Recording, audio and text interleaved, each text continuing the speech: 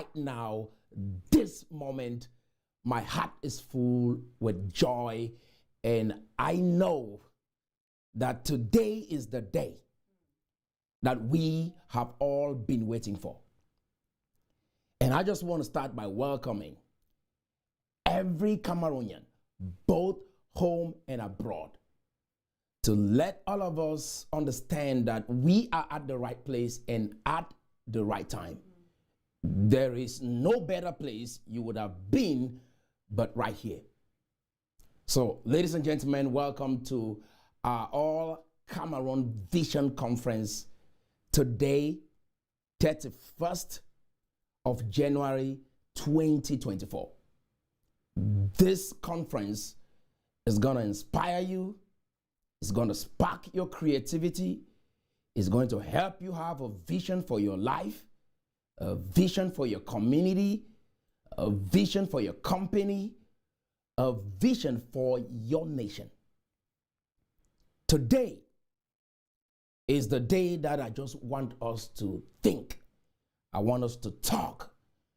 I want us to look at our surroundings. I want us to begin to ask questions and start looking at life a little bit different.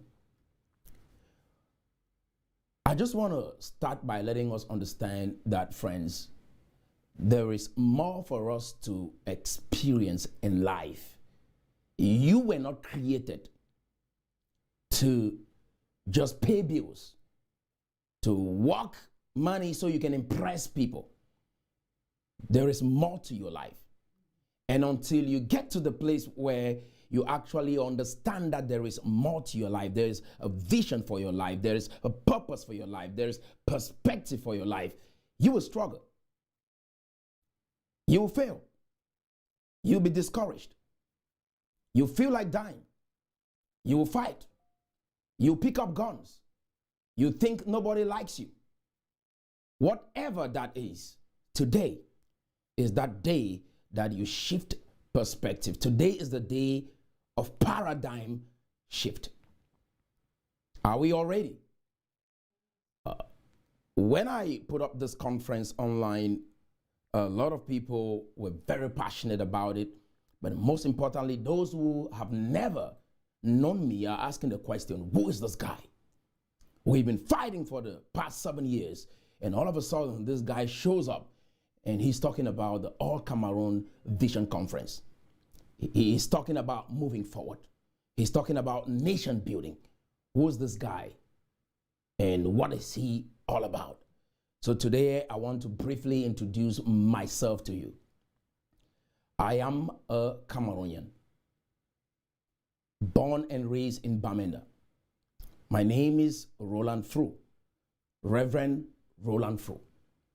I was born and raised in the northwest region of Cameroon. I went to school in Bamenda.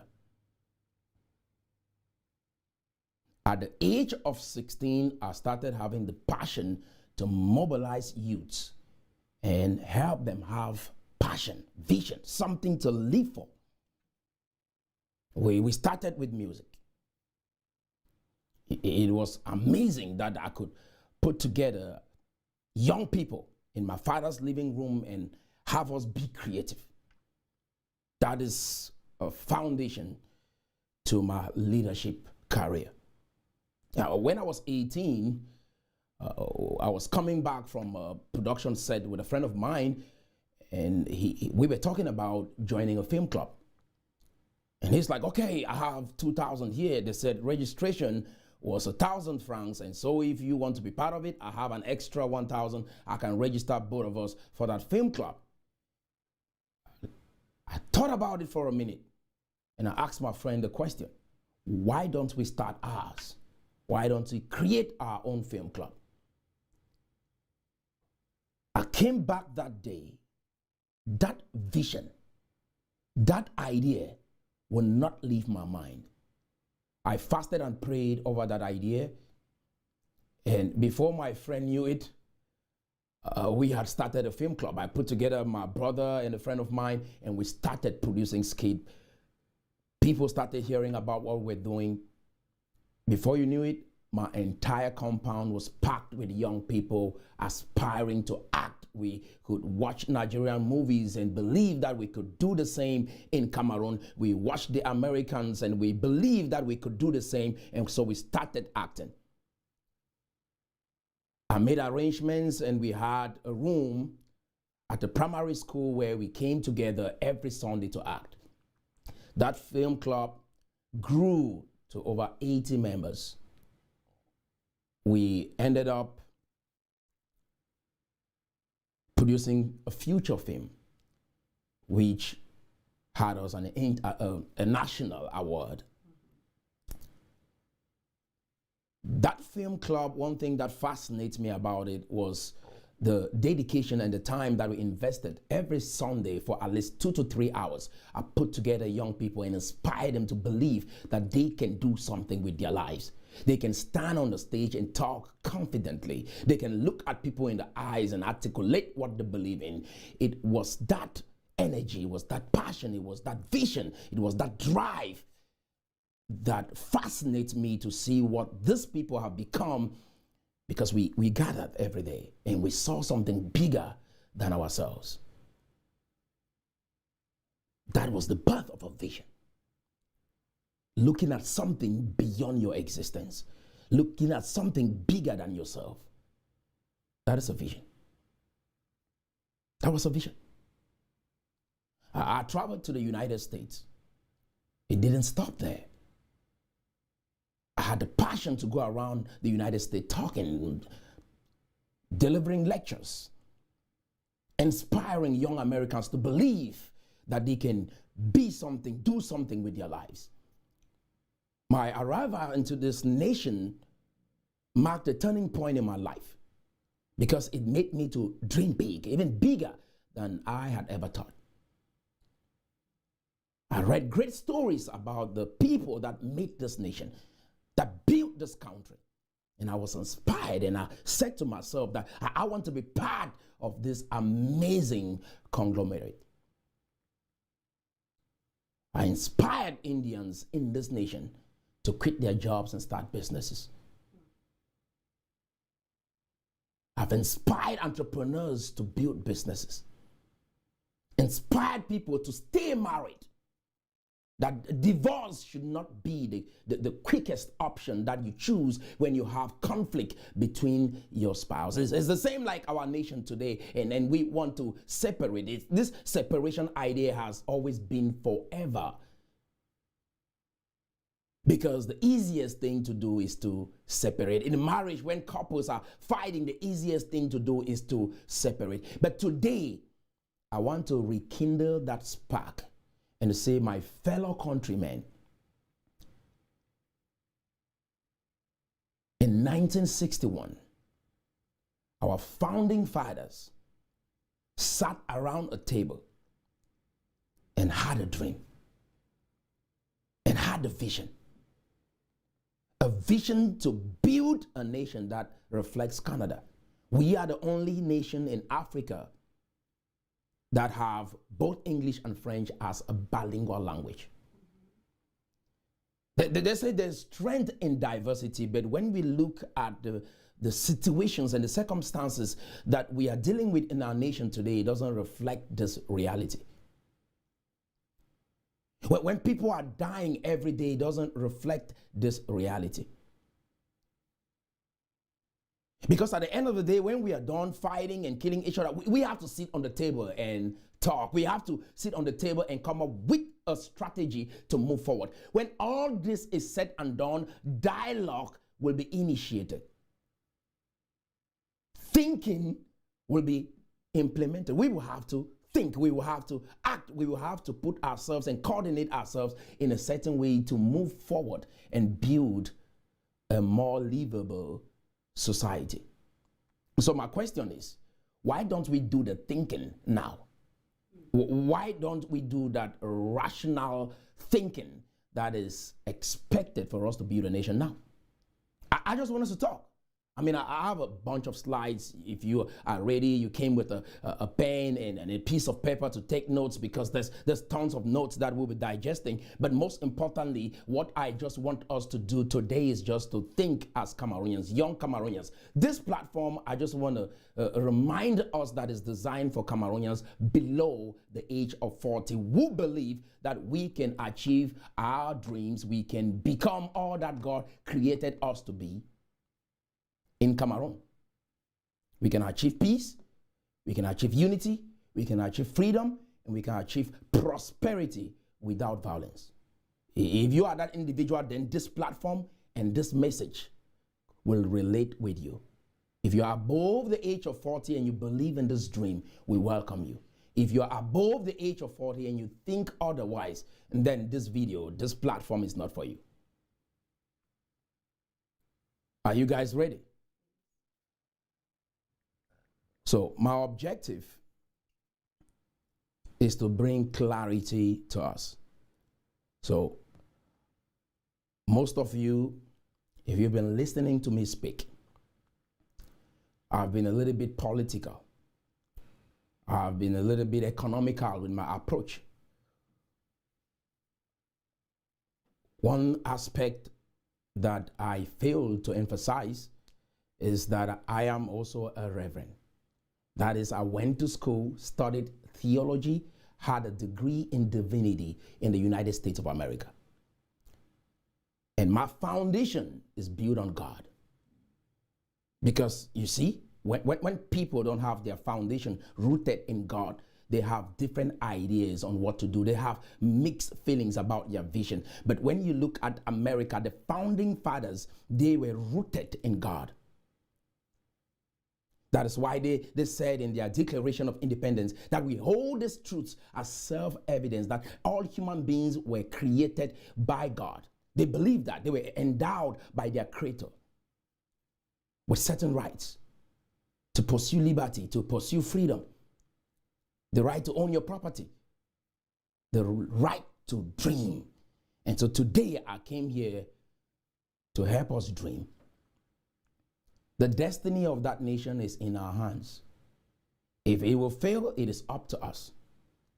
Every little decision that we make every day will either take us forward or take us backwards. So before you think of doing something that you think is going to lead to someone dying, I just want you to think a little bit, because that is why I came here today. So I want to start by turning to the book of Proverbs. And read something very important that you've never heard. Maybe you're a Christian, you go to church. I think approximately 67% of Cameroonians are Christians. So I'm speaking to a predominantly Christian nation. It says, where there is no vision, the people perish. But he that keepeth the law, happy is he. A servant will not be corrected by words. What I want to emphasize in this text is the aspect of where there is no vision, the people perish. It says people will perish. People will struggle. Another version says they will cast off restraint. They will be violent. They will act as they wish. Everything will be right in their eyes. Where there is no vision. And then Hosea chapter 4 verse 6 says, my people are being destroyed because they do not know me. Since you, priests, refuse to know me, I refuse to recognize you as my priest. Since you have forgotten the law of your God, I will forget to bless your children. And so what this scripture is emphasizing to us is the very aspect that since you've rejected wisdom, you've rejected to know God, I will not only reject you, but I will reject your children. So what does that mean? When you don't have a vision for your life, when you refuse to get knowledge that directs your life, when you refuse to have perspective, God will reject you. He will reject your children. And if we can see what happened with our forefathers, it's a reflection to what is happening with us. And some of you like, who the hell do you think you are? And the reason why you have this rage, because you were raised by people that rejected God, that rejected the principles of God, that rejected to be committed to that nation. And that is why you feel this rage. We are all products of that. Growing up, I have the same rage. I had the same pain. I had the same agony. I had the same anger that you have. While in high school, when they taught the Fumban Constitutional Conference, we were filled with rage. We feel like picking up guns and going on the streets because of what we were taught, because of what we were indoctrinated to believe. And after traveling and looking at a civilized world like America and where the world is going to in the next 50 or 100 years, I begin to derive a different perspective and look at life a little bit different. And I begin to understand that there is more to life for people to experience. And that is why when we look at nations within Africa and the struggles that we go through, and I just want to let all of us understand that we can make it big in Africa. Why? Because there are nations that have achieved success enormously, that we can look at what they have done and replicate the same. You can look at a vision of a nation that has developed themselves in this capacity and be able to emulate and do the same in Cameroon. Now, before we jump into this whole idea of vision, I hope you have a pen and a piece of paper to take notes, because there's a lot. Everything that I'm saying, if it hits you, you begin to jot it down, because you craft your life. Don't waste your time on earth. Don't waste your life. Don't waste your energy. Don't waste this brain that God has given you. It is the greatest gift. And animals act the way we see some people acting right now back home, because animals always resort in violence, because that is the only strategy they know. That human beings, the greatest strategy God has given us is not in weapons, is not in physical strength, it is in the brain.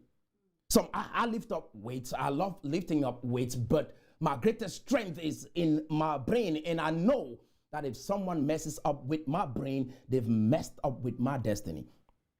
And so to start unpacking this concept of vision, I want to read another important text. It's not there. Zechariah chapter 4 verse 9.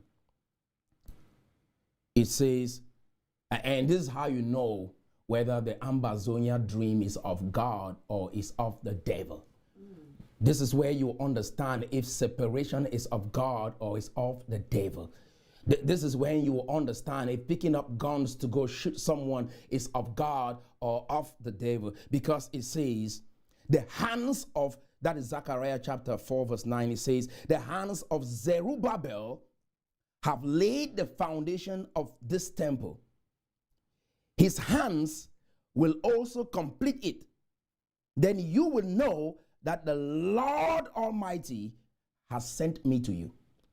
Because you see what God has sent me to do in Cameroon?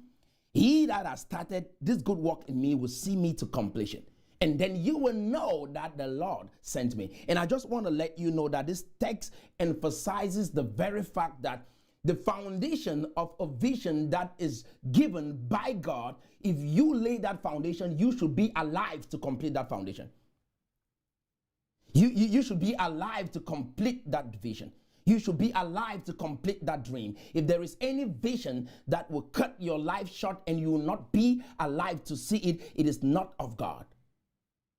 What God promised David, David was alive to see that.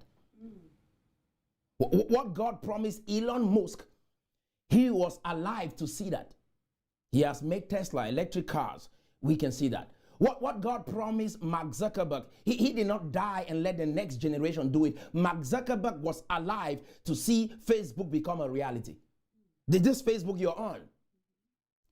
When Brim Search, the guys that created Google and YouTube, God gave them this dream. They laid the foundation and they were alive to see it. So if there's any dream that somebody shows me, and I know that in the process of pursuing that dream, I will not be alive, then it is easy. I don't need prophecy. I don't need anyone to try to massage me mentally. I know it is not of God. Any dream that will cut your life short is not of God. It's that simple. With that, you just dispel every myth. You walk out of every meeting. You cut off every toxic relationship. Anyone that spews hate and disunity, you walk away from them, because it is clear that this foundation was laid by Zerubbabel, and he will complete it.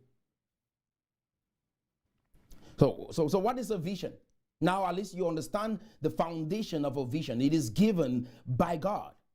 And if he's giving you that vision, you should be alive to fulfill that vision. It's that simple. Right?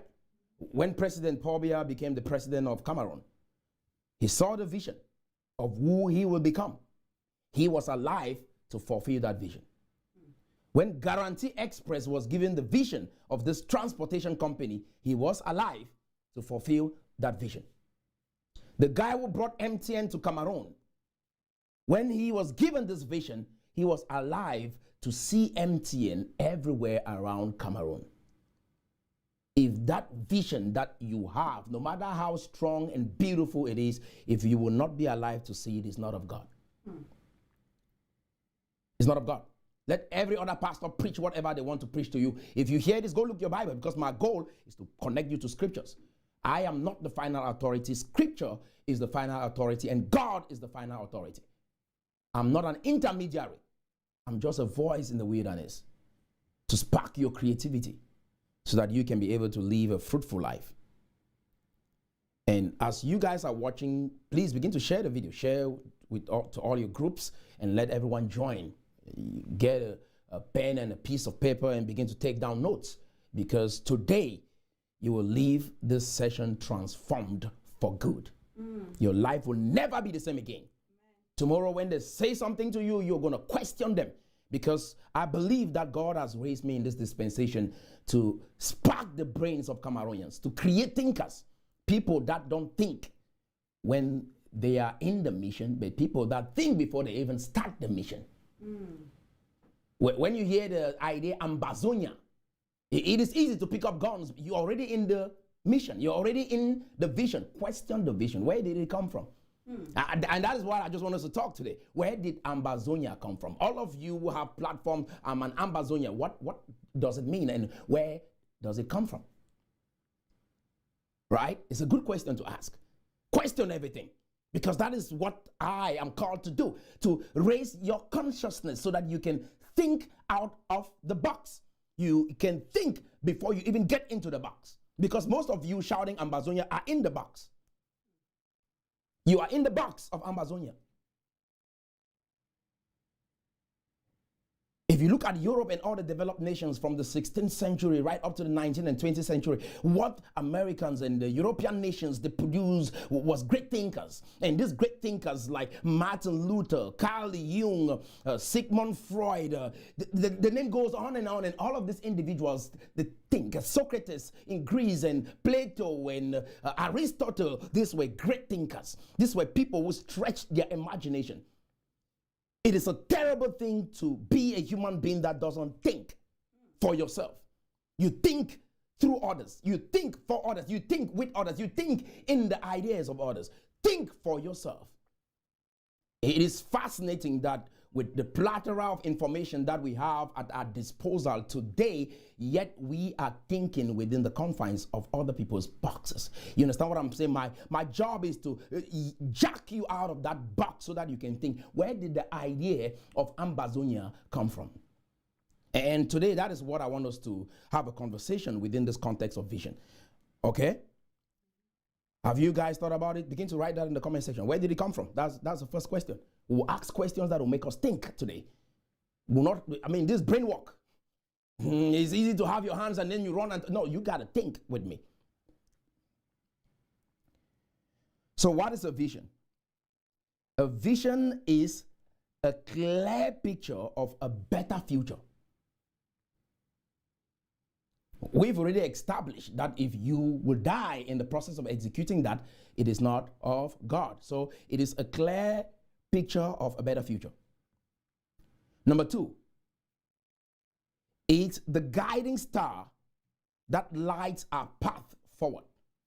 If your path forward, the lighting star will lead you to death, then it's not of God. A vision is like a blueprint for our aspirations, what we want to be, what we want to do, what we want to have and experience in life. That is what a vision is. It is the North Star that guides our decisions. That is what a vision is. A vision paints a vivid image of what we aim to achieve. I'm just throwing this out so that you begin to write and let it make sense for you. Let it make you think and spark your creativity, because this is our dispensation to produce thinkers in Cameroon. People who reason. People who use their brain. Some of you have made presidents deities. You've made presidents God.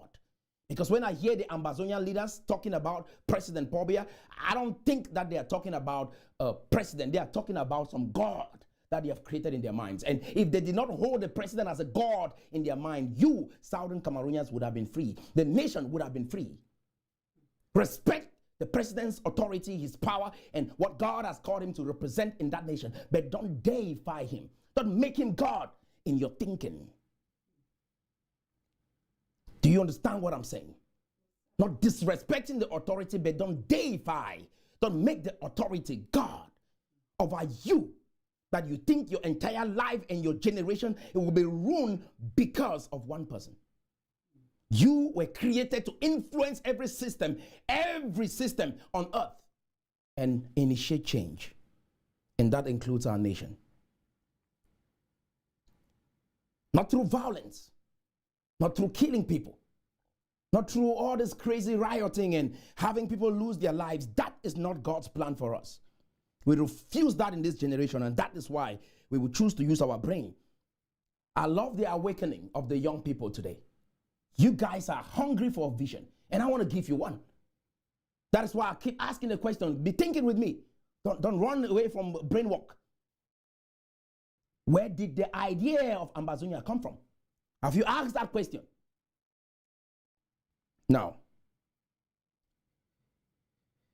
a vision, it is the driving force behind our goals and action. A vision is the foundation on which we build our dreams.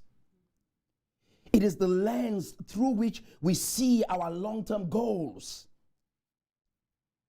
A vision is the compass that keeps us on course. It keeps you on track. It keeps you sailing to the right direction. That is what a vision exemplifies. We need a vision. We have to craft a vision. It is the source of inspiration that fuels our determination. That is what a vision is. Isn't this inspiring? This should move you. This should make your spirit feel like I should live, I should be, I should do something, I should not useless my life, I should not think a certain way. So I just want to stop right here and let you know the most powerful force on earth is the power of a vision. I repeat, the most powerful force on earth is the power of a vision. You might have lost it all in life right now. Maybe your house has been burned down because of this war, but with a vision you can rise up again. Maybe your father or mother has been killed in this war. Maybe you sit confused because your wife has been killed or your husband has been killed in this war, or your child has been killed in this war. But I want to encourage you that with a vision you can rise again.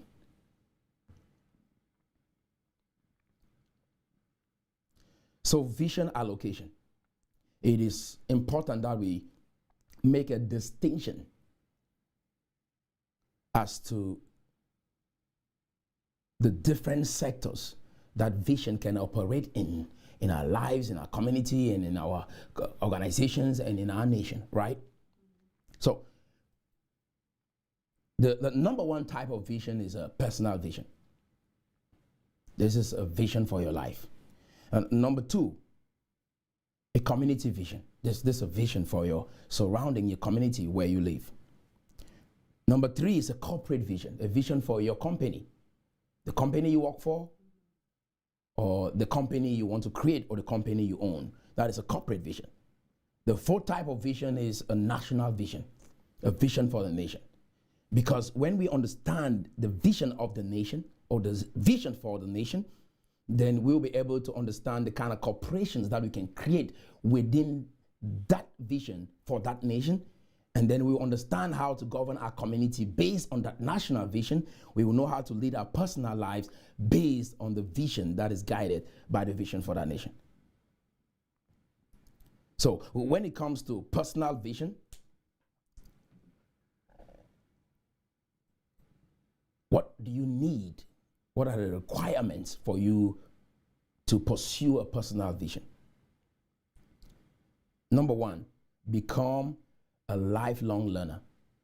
Because some of us think, oh, when I'm done with school, when I'm done with school, that is it. I just get that certification, I'm done with education. No, you become a lifelong learner. You become a lifelong learner because why? You want to keep learning. You want to keep developing yourself because a personal vision, to continuously acquire knowledge and skills, fostering personal growth, and contributing to the community. And this is what the personal vision would drive you. Promoting health and wellness. You want to be strong. You want to exercise. You want to stay healthy. You want to eat right. Why? Because you have a vision for your own personal life to be strong and healthy. You would champion environmental sustainability. Why? Because you want a healthy environment. You will not just throw trash anywhere. You will not just step out there and just say, oh, I'll pee in any corner. No, you're keeping the environment clean. Why? Because we believe in that, in creating that kind of environment that is clean and conducive for living.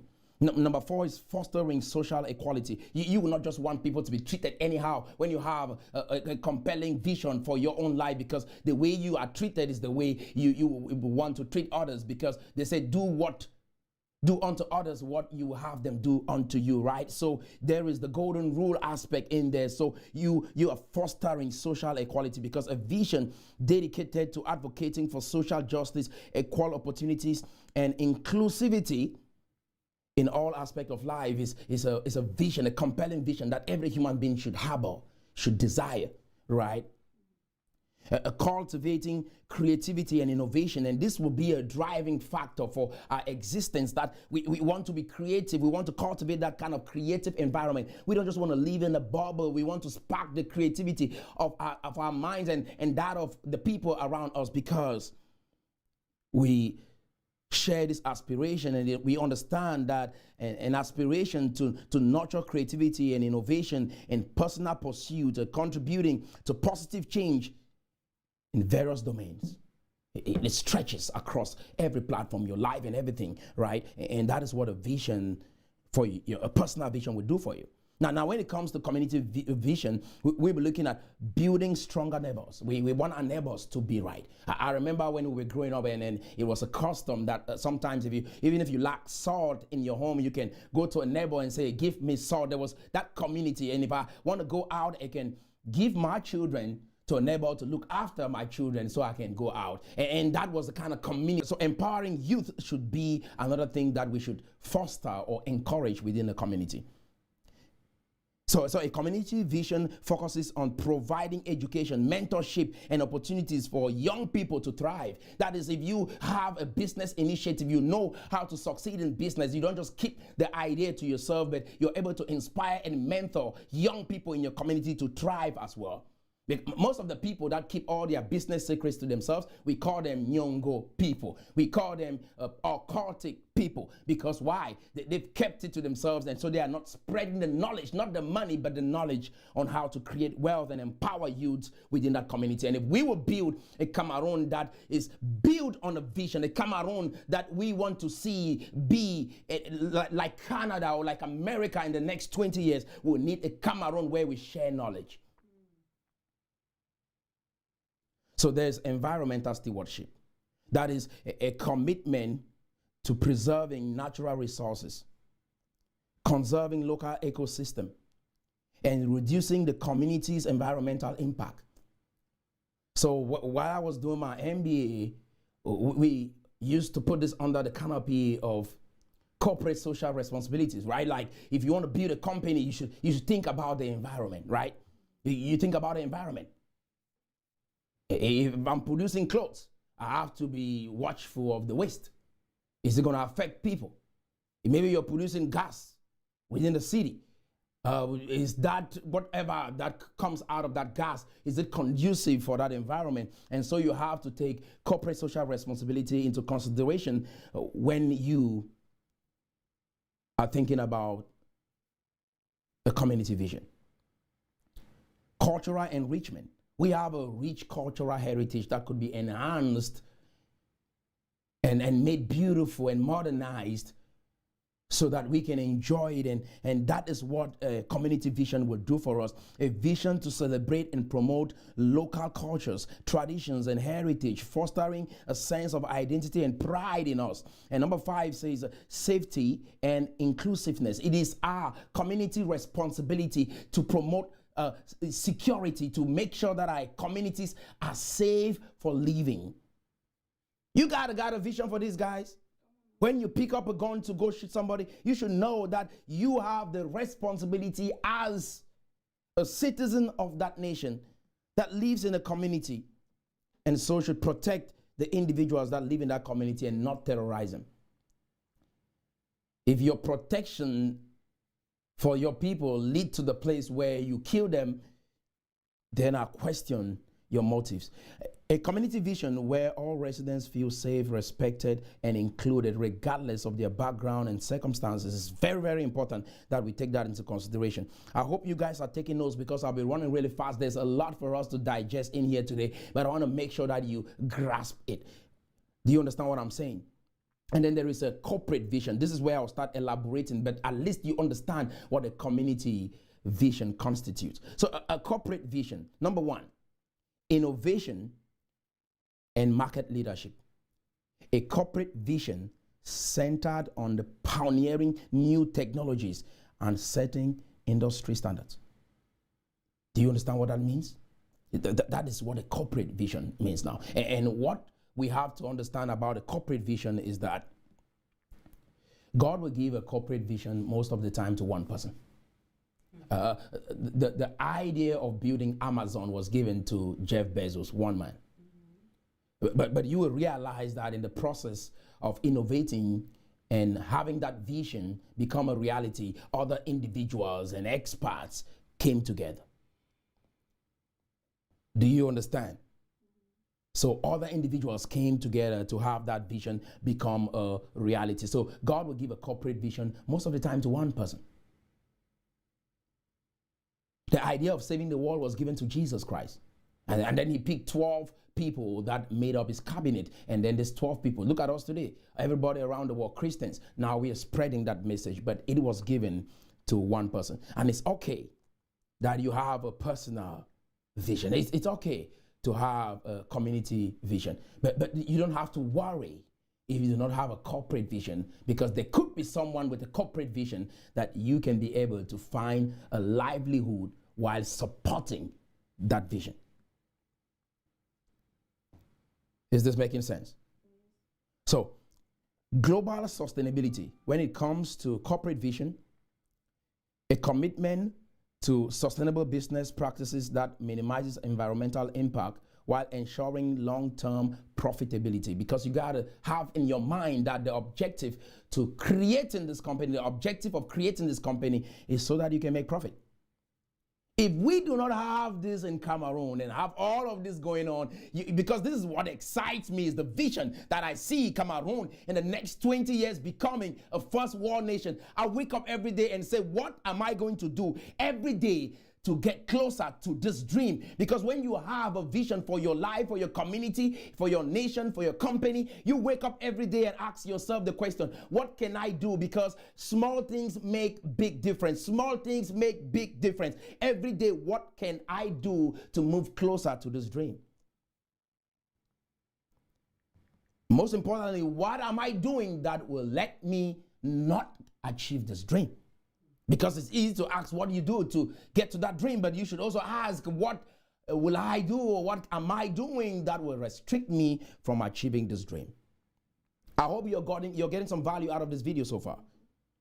So, customer-centric excellence, because we need to harbor this, right? In Cameroon, we have to understand that the customer is the bloodline of your business. The customer is what makes that business stay alive and thrive. And so understand that your business, whatever that is, should be customer centric. So a vision to consistently provide exceptional customer experience, building brand loyalty and trust. These are all the things that you incorporate when you are developing a corporate vision. Okay? Employee empowerment is very important, because you should not have a corporation, a country, a nation, and you're not empowering the employees, you're not empowering your partners, you're not empowering the people around you, right? So it says, fostering a workplace where employees are encouraged to innovate, grow, and contribute to the company's success. That is powerful. Social responsibility, you see, comes everywhere. A corporate vision that emphasizes giving back to the community through philanthropy, or through philanthropic efforts and responsible business practices. This is very crucial that you incorporate that if you are developing a corporate vision. There is no way you will fail when you lay a foundation for your business following these principles that I'm outlining here. Remember, the biggest and powerful force on earth is the power of a vision.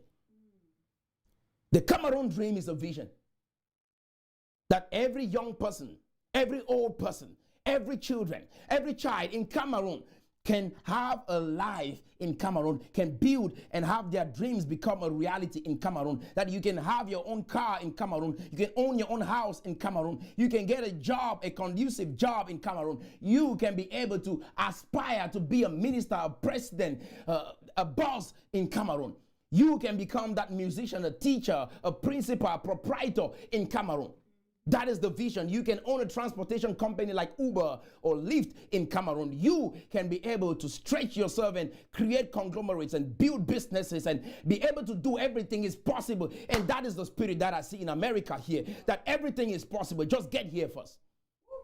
And when I look at this and I ask myself the question, are these not human beings? And the answer is yes. Do they not have blood running in their veins? Are they? Yeah. What about Cameroonians? Are they human beings? Yes. Do they have blood running in their veins? Yes. They too can do it. I refuse to think that what works for the white man doesn't work for the black man. I refuse. And you got to reject that every morning.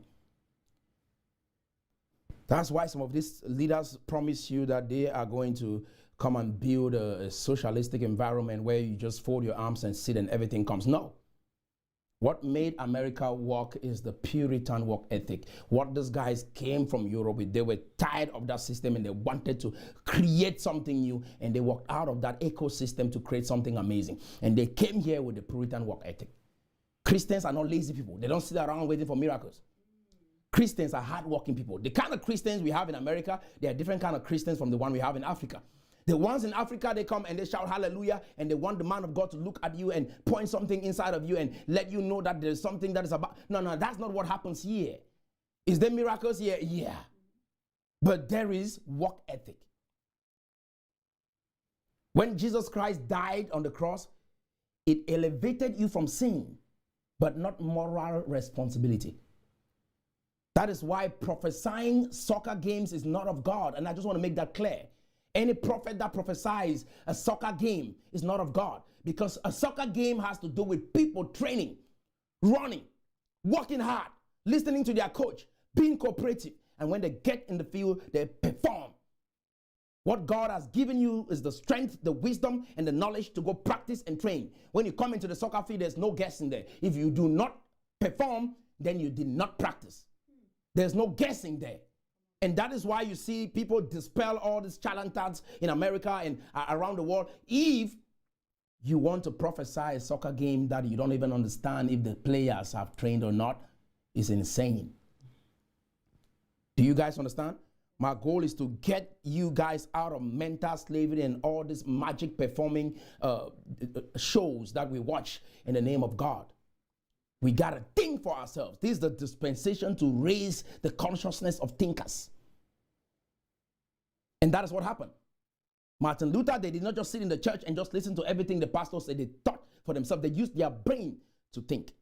I was just discussing with my partner today, and we were talking about those things. And it's like, you can be trained to become a prophet. You can train and enhance the consciousness of prophesying. You can be trained. And that is what God has put in you. But you choose not to use that. And to be able to prophesy is to predict the future. And that is what we are doing here today. It's for you to see a better future. To see is not only seeing gloom, but also I understand that there are threats and weaknesses that you have to overcome to achieve your dream. But most importantly, I want you to see it first. When you see a beautiful future, you will reject even negative prophecies and say, I reject that. It's not for me. What I saw and what you're telling me does not correlate. And I reject it. We need more prophets that will preach good news to us. Oh, yes. And that is what Jesus Christ came, and he said, I came so I can preach good news to you. And so a vision should inspire you. It should move you. When you go around a man of God, you should feel alive. You should feel blessed. You should feel like moving forward. And that is what everybody that came around Jesus felt. They could enjoy his presence. They had everything, and he could remind them of who they are in God. And that is my job for you today, to see better, to believe better, to come out of the gloom and stagnation and think for yourself. So a national vision is the next segment, but I want to remind us that this whole concept of vision came from the Greek word optica, which means coming into view, coming into view, coming into vision, coming into reality. The dream of seeing a nation better.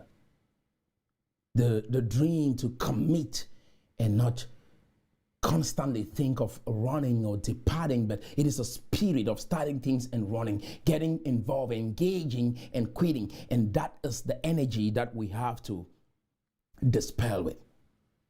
So national vision, economic prosperity and inclusion is number one.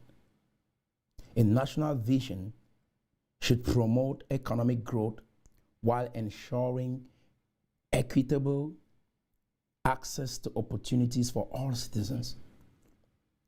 The Cameroon dream. Environmental conversation. A commitment to protect natural resources and reduce the nation's ecological footprint. Global peace and diplomacy. These are all concepts that we have to encapsulate as a nation. We have to encapsulate as a nation to foster global peace and democracy and diplomacy. Because when we are in this state of anarchy and war and fighting, we are not fostering global peace and diplomacy. It says a vision for fostering peaceful international relations and corporations, and corporations to address global challenges.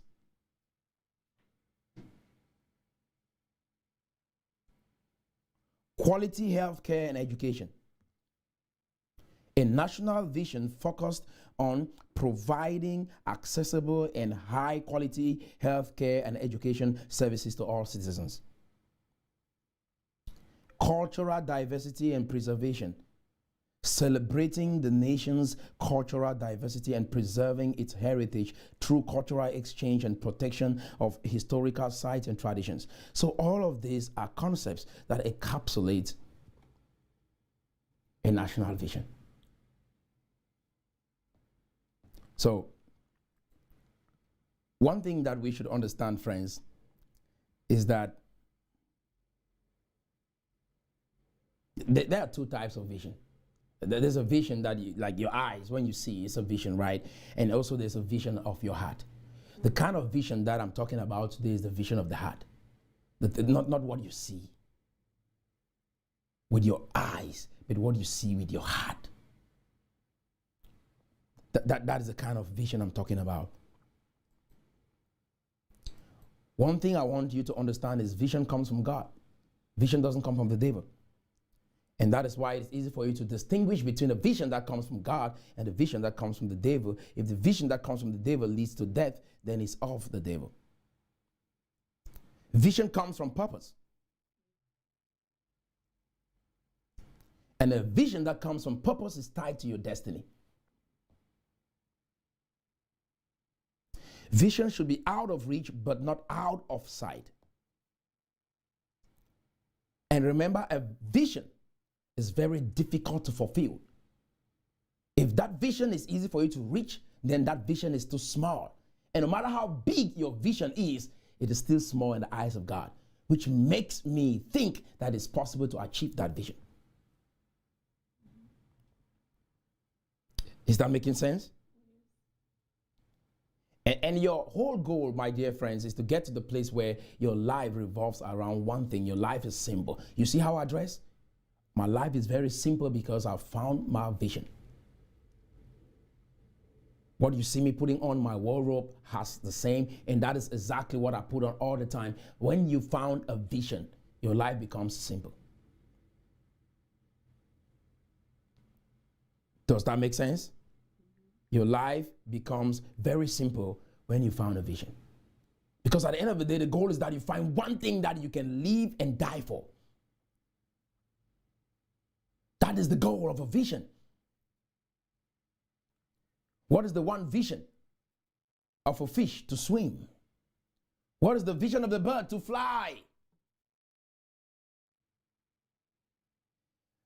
All of these creatures that God has made around us is to help educate us so that we can be able to have perspective on life and live a purposeful life.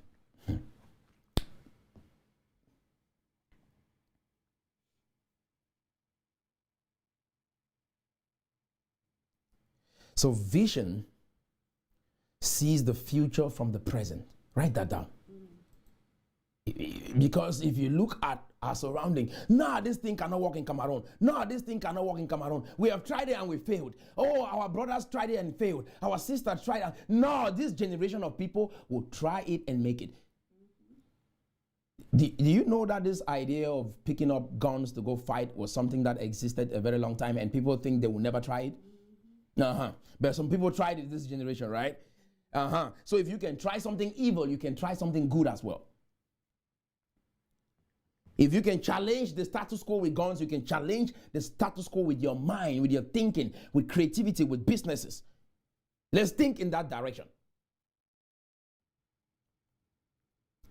A vision keeps you free from being depressed. Many people are depressed because they don't have a vision.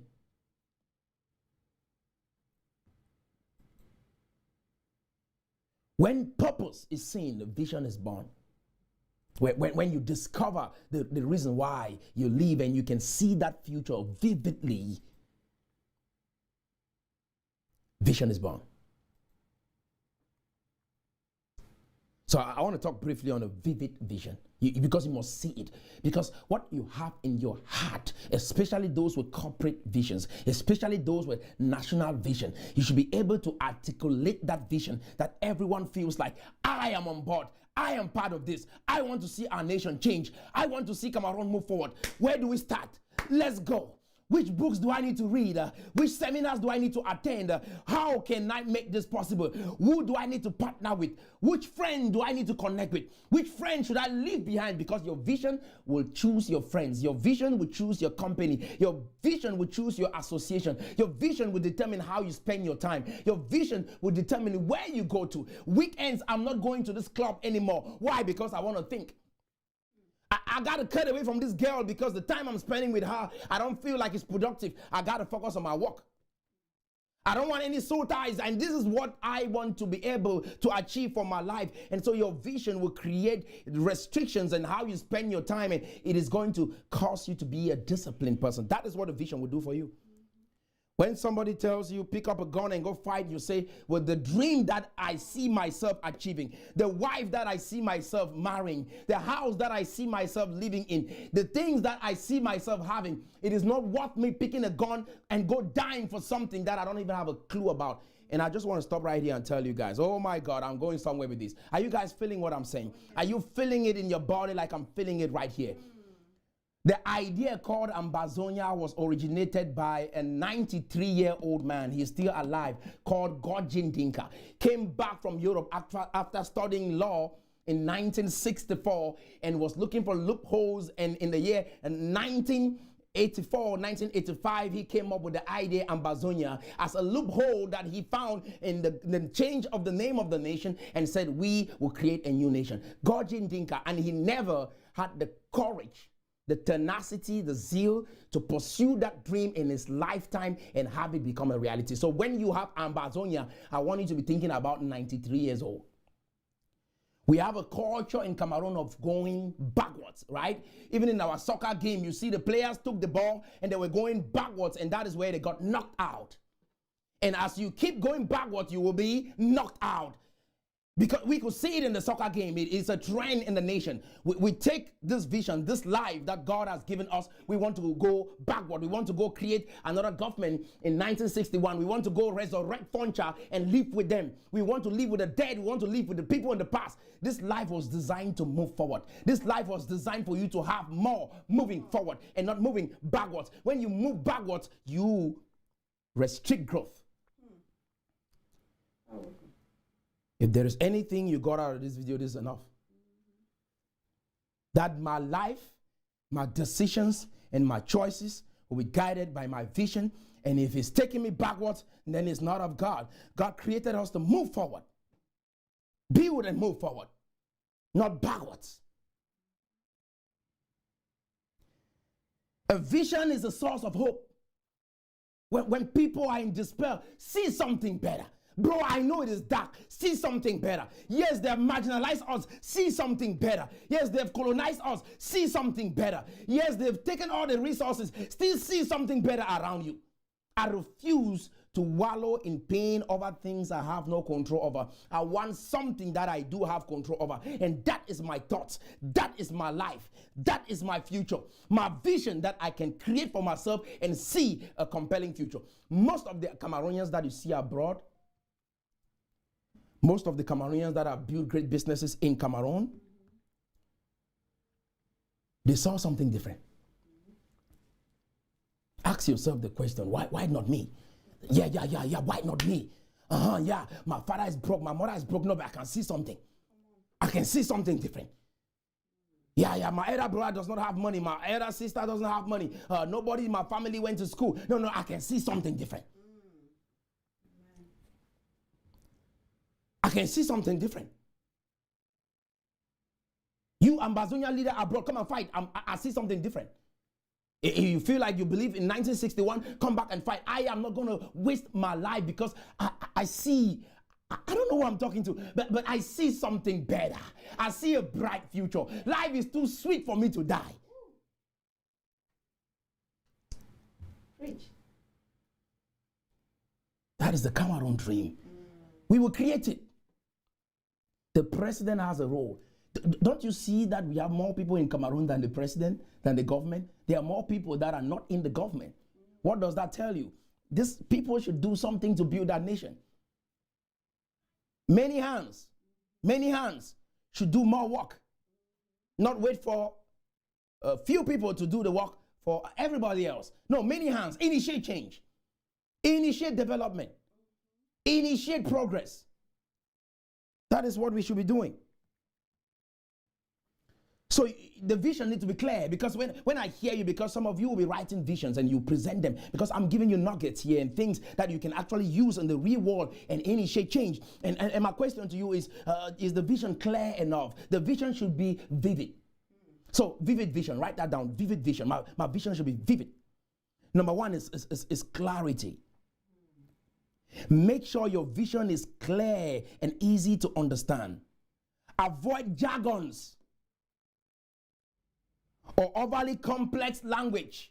That is why I told you, when you hear some of these leaders come and they're using apocalyptic rhetoric, it's a manipulative tactic. It is a tactic to keep you in a loop. You think that they are smart, but they are dumb. And that is why I engage some of them on this platform, so that you can understand that they know nothing. So that you will not be confused and you can be free to build a life for yourself. We'll bring some of them on this platform and disgrace them and reveal to you who they are. Nothing is in the head. You say you want independence. I've been fighting for independence for 30 years. Can you tell me 3 ways how you can achieve independence according to international law? They ramble around for 30 years. 30 years. I just picked some 5 documents and about some 3 books in a couple of days, and I could figure this out. And it took you 30 years to have this idea of Ambazonia in your mind, and yet you don't know what it takes for you as a sovereign state to achieve independence. And some of them think they were sovereign. You were not a sovereign state. You've never been a sovereign state. The sovereign state have the power to initiate union treaties or sign union treaties. You do not have the power to sign union treaties. Why? Because you were a trusteeship territory under Britain. Britain is the one with the mandate. So when we're using all these jargons of union treaties or sovereignty, it means the power. The power to write and sign. Foncha did not have the power to sign. Foncha did not have the power to say, this is Cameroon, we are moving to this direction. No. Britain had the power. That is why they join you in Nigeria. They move you and ask you, where are you going? You say, we want to go with French-speaking Cameroonians. They say, okay, we'll push you over there. And I want that sovereignty.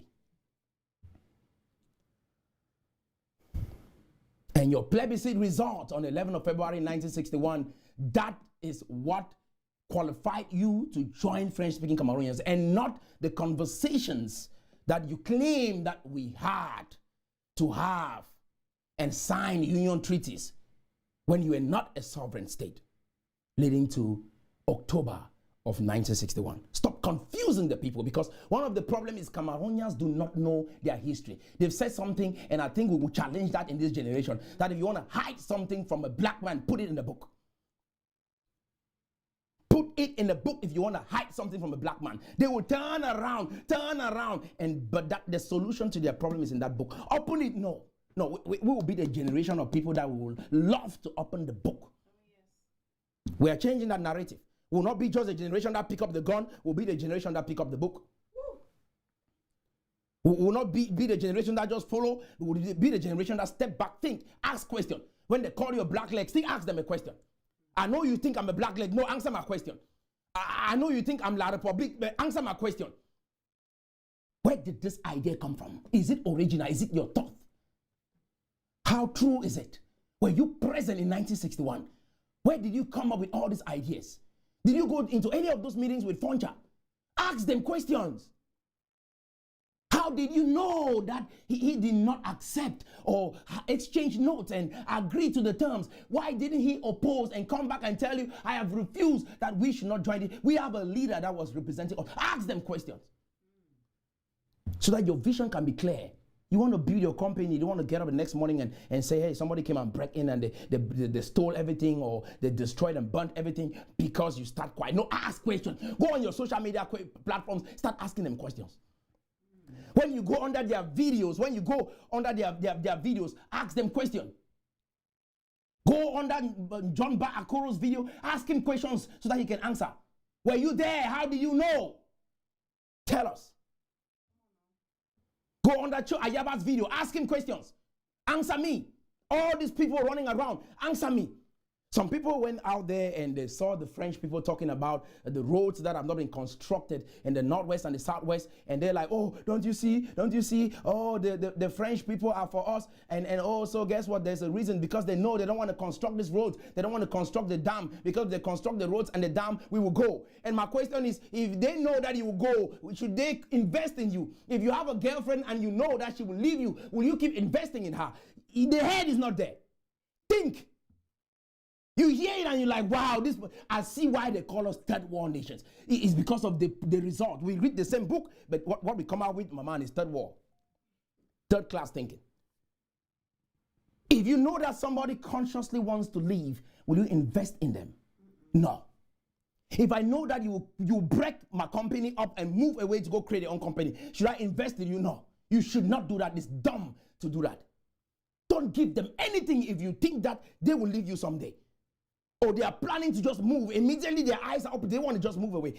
Don't invest anything. It's stupid. It doesn't make no sense. Start a company like that and see how it works for you. Get into a relationship to get married. Invest in a girl that she's about to leave very soon and see how that works for you. Try that. Try that with a friend that you really believe that you guys can do something and you know that they're about to leave. Keep putting money.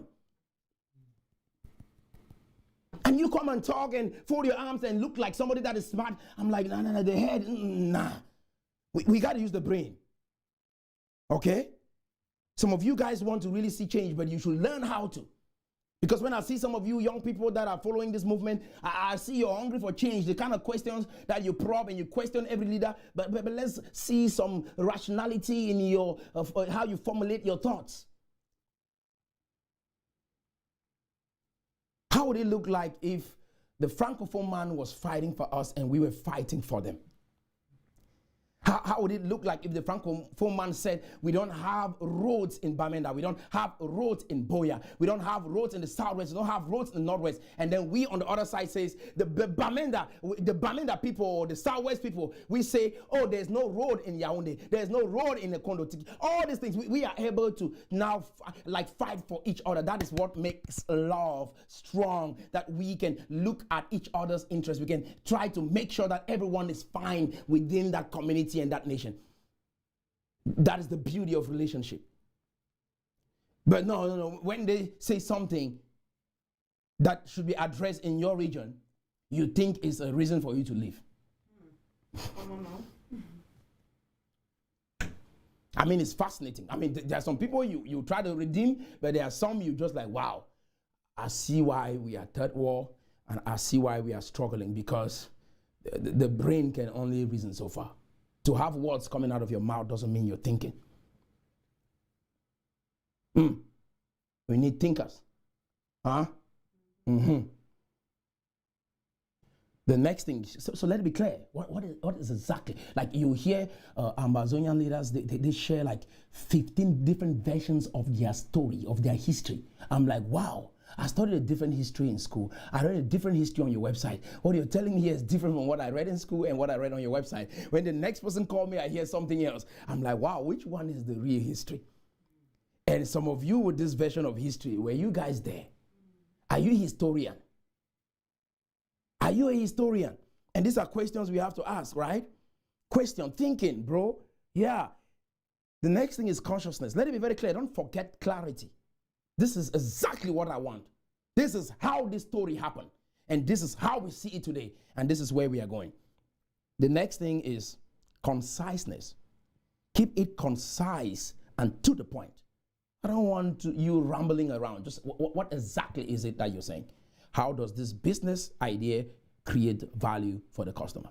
Just answer me with one word or a sentence.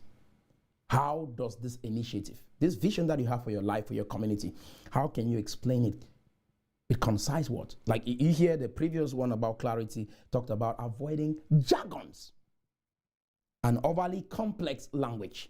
Anybody that comes with some confusing language, they are not there, bro.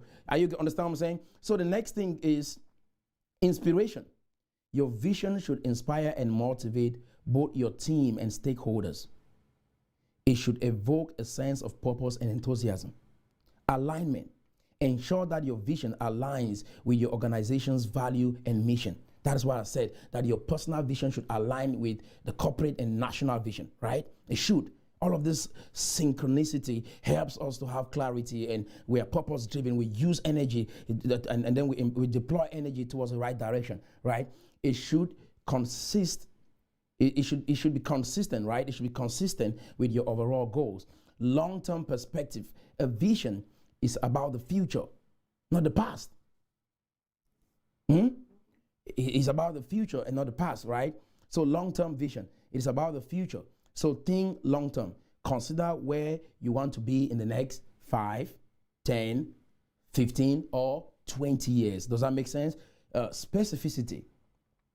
While being concise, be specific about what you aim to achieve. Vague vision lacks impact.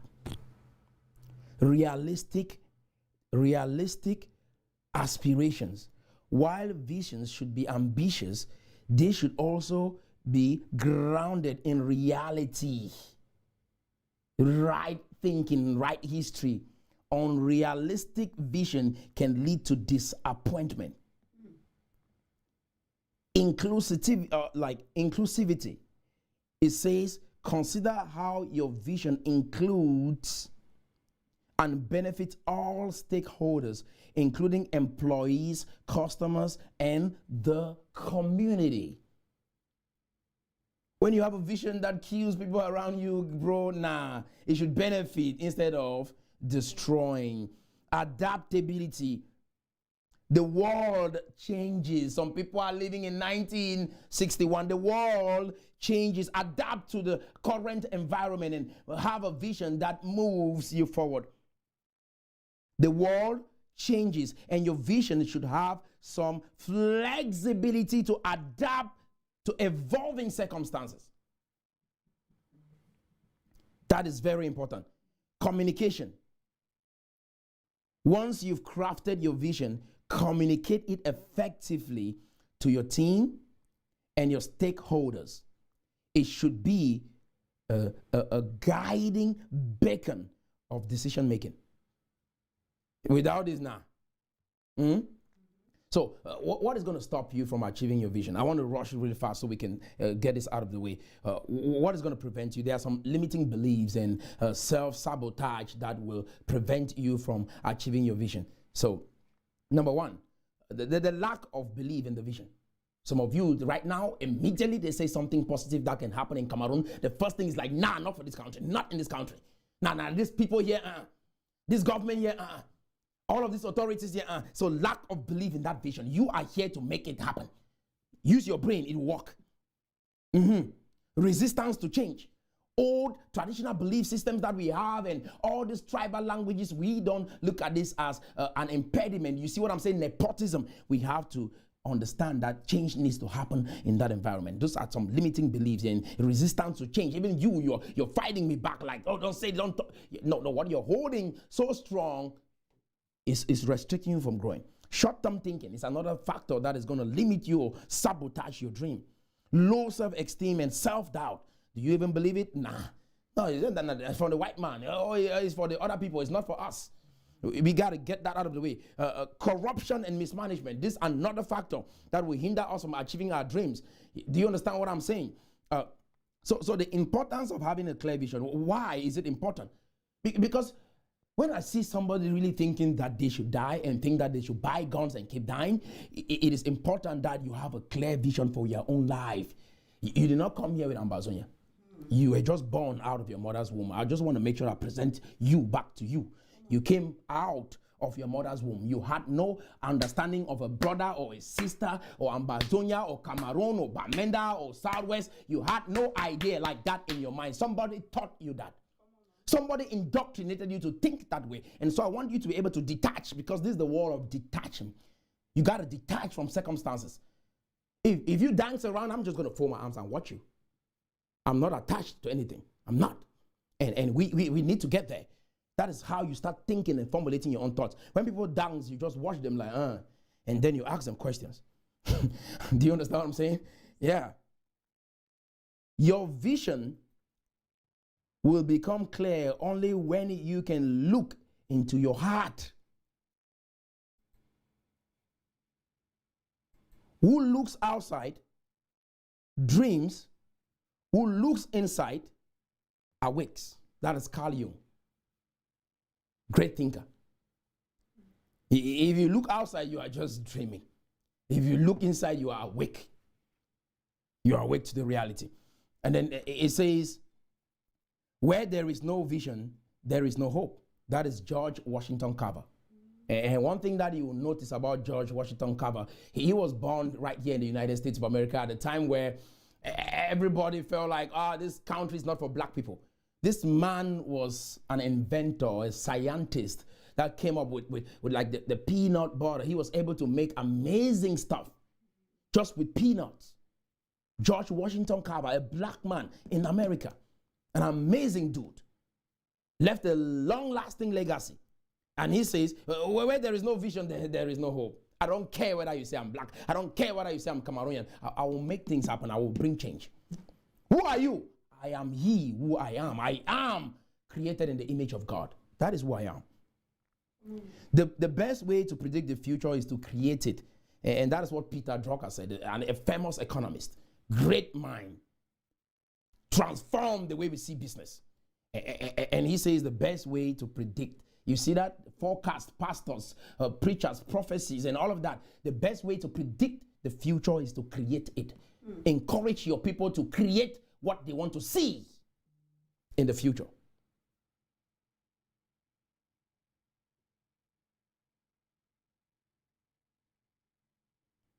Are you understanding what I'm saying?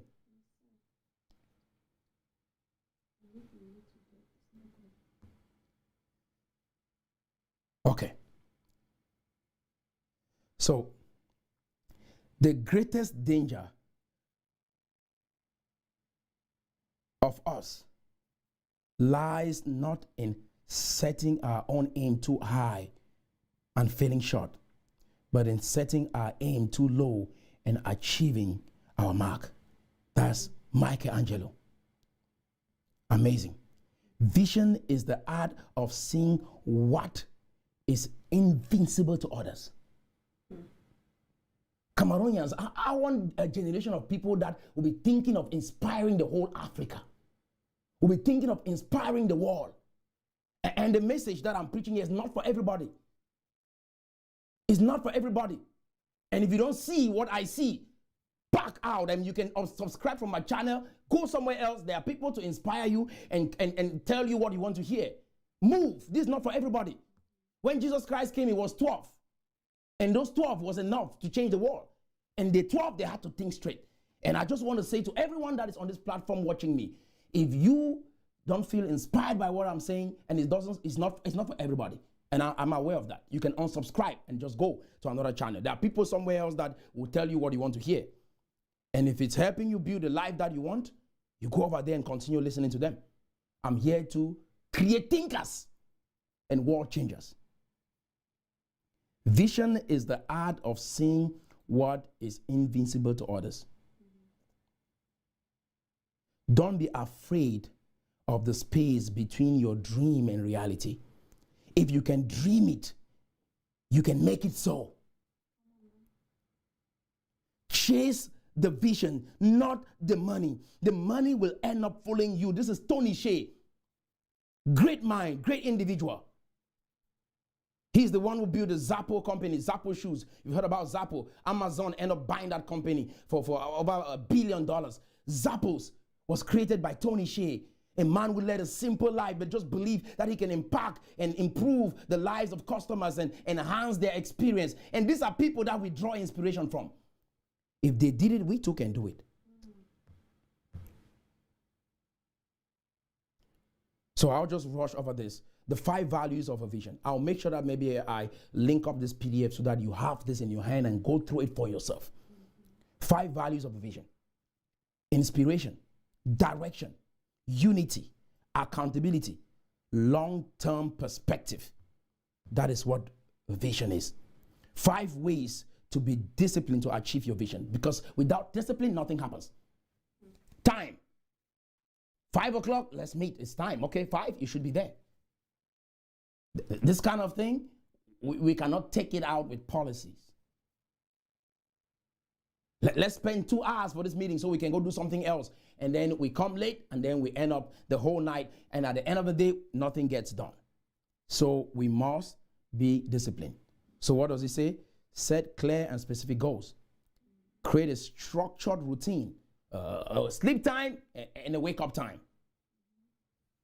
Does that make sense? A time to eat and a time to go to work. A time to cook. A time to go play with your kids. We need structure. So create a routine. A routine is not a punishment. It's not bondage. A routine helps organize your life.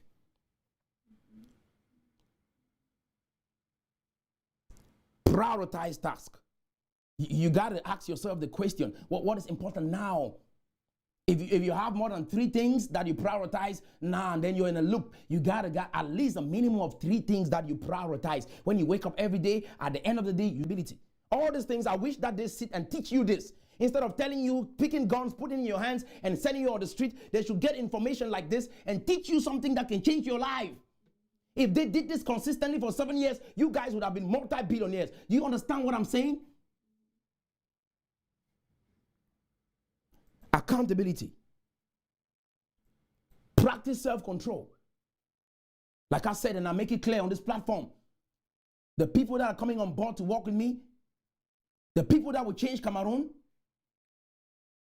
you should not be cheating on your wife. You should not be manipulated by women. A woman walks by, you're out of control. No, we cannot build a nation with this kind of spirit. And that is why I encourage you guys. There are some people that after this message, you will just look at your phone and block them. Because they are taking up space and wasting your life and wasting your time. Some of them you will cut conversation. Say, bro, I'll talk with you next week. And focus on building your life. We've been talking like this for 10 years. What has happened? What has changed? No, bro, I got to take a different direction now. I know we live in this kind of community setting. No, we got to be together. No, bro, we don't got to be together. I have some different kind of people that are thinking differently, and I want to be together with them, not being together with you, and it's not taking us anywhere. Do you understand? Sisters, do you get what I'm saying? There are some friends coming around only to gossip all the time, talk about people. Now, sister, I don't have time to be talking about people. I got something going on. That is intentional living. That is purpose living. Some of you, you hear this, but go back and practice it. You want to do you. You leave. I mean, if you try to subtract anything from what I've said here, if you try to discount what I'm saying here, you are going to face a hard time in your life, because when you hear what will change your life, go out there and put it to work. I'm serious. There are some 5 people that you have to block after this message. That the conversation, I have to limit it. They are negative. They only gossip about people. They make you feel like you should go kill another person. They come with hate. They come with past events just to cloud your thinking. After this, you will block them, and there are some platforms you have to unsubscribe from. If you refuse to do this, don't come after 10 years to blame the government. Don't come here after 10 years to blame the system. The people that live in this nation, America, that have produced some of the great individuals that we see around the world, they practice this. They are disciplined. Their circle is very small. They don't have many people clouding their thinking. And that is why you like the things that they create. But it takes discipline to build those things. And so the kind of human beings I'm talking about, you got to be disciplined. The people, their space is very small. They read books voraciously. They don't just come out and say, oh, I'm done with the degree. No, it is the beginning of their studies. They work long hours. They sleep late and they wake up early. If this is not happening, oh no, no, we cannot blame a system. That is what is happening. The whole of Africa cannot, every president is the problem. Nah, we got to take some responsibility to this. We got to take some responsibility. You see what I'm saying? Just the fact that I'll be coming for a meeting and somebody agrees with me and they come late, nah, bro, nah. So accountability. Because I'm talking about things that you have control over. You're talking about the government that you do not have control over. I'm talking about things that you do have control over. So self-control, like I said, if you're being manipulated by alcohol, you're being manipulated by women, you're being manipulated by food, and you're being manipulated by money. So women, money, food, and drinks. If these 4 things have control over your life, I can tell where your destiny is. I can show you your future. If you are controlled by these 4 things that I just mentioned, I can show you your future. And I repeat that again. If you're controlled by money, they can bribe you and confuse you. And you lose track of your own vision. The vision of your company. The vision of your business. The vision of your nation. If you can be manipulated with bribes, money, you are not fit for the kingdom. You cannot change Cameroon. If you're manipulated by women, you're in a meeting. Instead of focusing on that meeting to decide the future of your nation, you have a small lady, a lady in a hotel room that is controlling your head in that meeting. You cannot focus to make a decision for that nation because you're thinking about that woman in the hotel room. And I'm letting you know, if you're manipulated by women, you cannot change a nation. You cannot change your life. You cannot change your community. And so these are things you have control over, and it's not the government. Let's control these ones. When we control them, we will talk about the government. Today, I just came to tell you what I think we have control over that we can handle. At least we can grab this. And if you're controlled by alcohol, people will treat you bad and say, Mamu, just drink. No, I'm not drinking with you. No. And that is how some people end up getting poisoned. Some of them give you slow poison. And you stay with it for the rest of your life, and all of a sudden you're diagnosed and you die. You see what I'm saying? If you, no, it's politics. Let's just talk politics. We get inside it.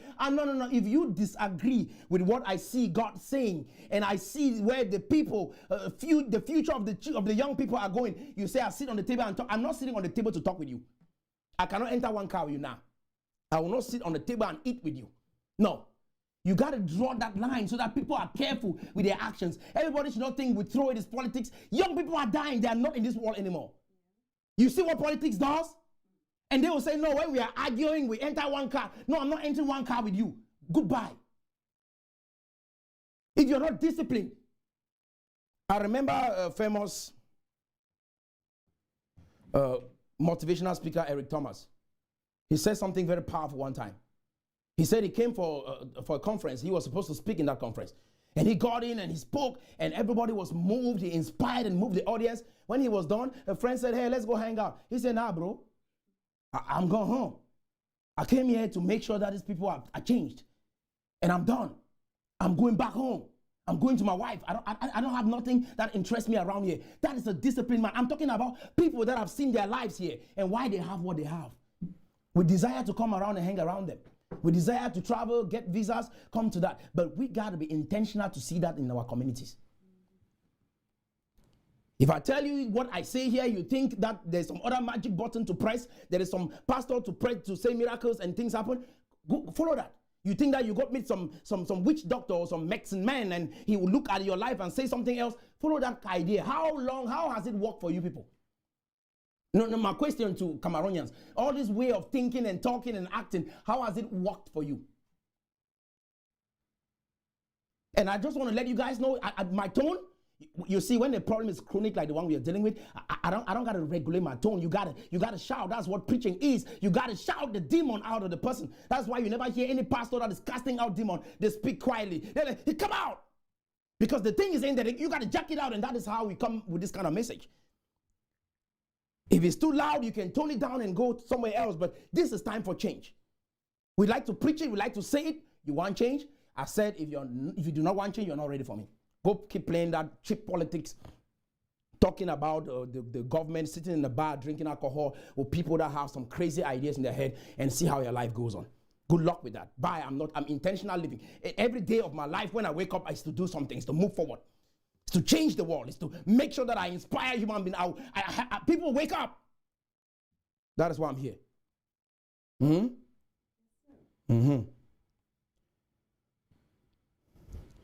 So that is the whole premise. And because the reason why I feel this much passion in my heart is because there is a young, vibrant population in Cameroon that are looking up to us. What do you have to offer me? That is the question they are asking in silence. What environment have you created for me to live in and have the things that can enhance my existence? That is the question they are asking. I don't want to hear jargons. Can you talk in a way that I understand how I can move from point A to B and get bread and go to school and study and do business and associate with other people, be inspired to build companies? That is what they are asking. The young people are asking us. You guys were here before us. What did you do? The age structure, friends, 0 to 14 years of age is approximately 41%. Cameroonians, 41% of Cameroonians are below the age of 14. You never knew that, right? Almost half. Those young people are looking up to us. 15 to 64 years is approximately 55%. 55% is from 15 to 64. That is the demography. So when we are talking about all of these ideas of going back to the past, there are young people here that need us. They need to live in a community, a future that reflects the environment that they find themselves in. They need to solve problems looking at the world around them. Why should they be solving problems looking at the past? But can we solve this problem looking forward? So 65 years and older or and over is approximately 4% of the population. Do you see that? The people 65 and above, they are approximately 4%. So the bulk is between 0 to 64, and the population is really right there between 14 years and below, about 41%. And what are some of the things that might be an impediment? There are ethnic groups, right? Cameroon is known for its cultural diversity with over 250 ethnic groups. This alone is an impediment. We have to, you see this? No, it's the government. You see this? You see all these ethnic groups, people talking different languages, trying to do a business. They want to find somebody in their group, in their tribe, not based on competence, but based on the language that they speak, based on the last name that they have. And all of this is an impediment to growth. Very huge impediment. You see the Tower of Babel? The Tower of Babel, it was the place where God came and confused human beings that were trying to compete with him, and he made them to speak multiple languages. And we've taken it to be something that we celebrate. It was not God's intent that we should have this multiplicity of languages. It was for everyone to be one. Like God the Father, God the Son, God the Holy Spirit, they are one. Hey, Israel, the Lord your God is one. And we celebrated and think, you see, Cameroon has 250. You see where some of our problems comes in? So that's the ethnic groups and languages, the same thing. Religion is good. We have about 69% of the population are Christians. We come down here to Islam, approximately 24%, and then indigenous believe, and we have approximately 7% of indigenous beliefs. Okay, but we know we have practiced a kind of mixed Christianity, right? You go to church on a Sunday, and then on Monday you go to the witch doctor, you go to the medicine man, and you go out there. So you have to have one God. Some people have 770 something demons in them or powers in them, and then they have Odeshi on the other side, and then they have God on the other side, and they have Allah on the other side. There's confusion. You have to believe in one God, and that is what the people here in the West, they have a unanimous belief system. If you want to believe in God, believe in God. You want to believe in the other side, go. You're an atheist, good luck with that. But that is what it is. You got to believe in one thing. You can't have all of this multiplicity of gods in your system. So one of the things that I want us to understand is your personality. So I'll touch on that briefly, and then we'll move on. I want us to rush over this real quick. So Dick's personality test is very important. This is important, that you understand your personality, because there are some people who see other people having stuff, companies, businesses, and you want to be them, but maybe your personality doesn't suit that business, doesn't suit that aspiration, doesn't suit that dream. It's like the people who travel abroad, it's like they tell you, oh, nursing is the thing, so everybody want to be a nurse, right? They say, oh, truck driving is the thing, everybody want to be a truck driver. And you got to look at your personality and what suits your personality. So this DISC personality test helps you to assess your personality. So D stands for dominance. Like the people that are the boss, the leaders, the people that are the CEOs and all that. So they have this dominance present, and there's different languages that you communicate to inspire them. If you listen to this conversation throughout, there are aspects of this conversation that I've been speaking to leaders. In this very conversation, there are some aspects of this conversation. If you listen to my rhetoric, I'm speaking to those who are passionate to live life and be excited. All of those individuals, they have different personalities. And I have that in my mind as I'm speaking, because I know I'm talking to those who want to work for a company, those who want change, and those who just want to party and have fun. I've touched that in every aspect of my conversation, because in my mind, I know that I'm speaking to a diverse group of people. So dominant individuals are often described as assertive, confident, and result-oriented. And I think I really fall under this category, the leader type. In the context of a vision, the D-type personalities may take on leadership role and drive the vision forward with determination. They are willing to make tough decisions, set clear goals, and overcome obstacles to achieve the vision. And that is a D-type personality. You have to be asking yourself the question, well, what kind of personality am I? Well, am I the D? That's dominance. D, dominance. They want to lead. It's not dominating people, but they want to move things forward. It's not to subject people. And then the next is the I personality type.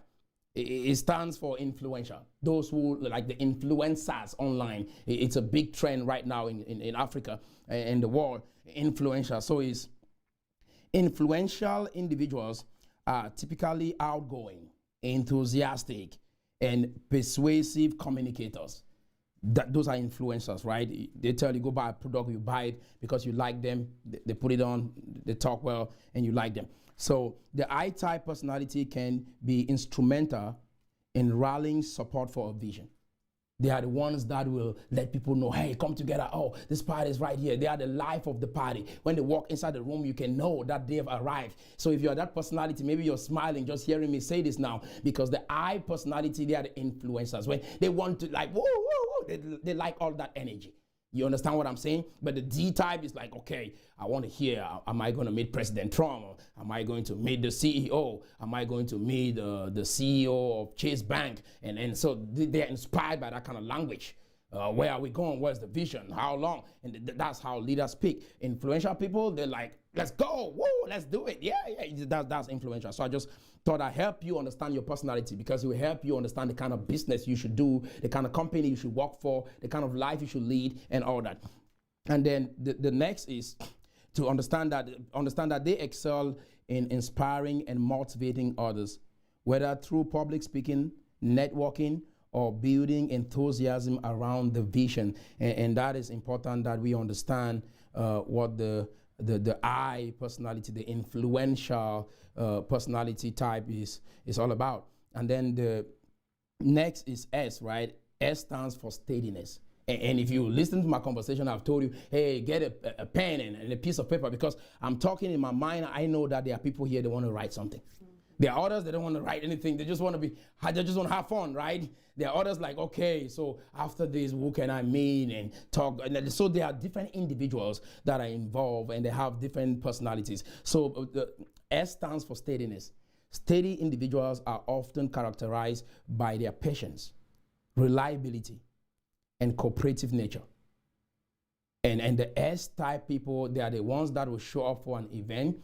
They are the ones that want to arrange the chairs to make sure that everybody comes and have a place to sit down. They are always willing to serve. So the S, even the steadiness, is also service. They are the ones that will come in and ask those questions.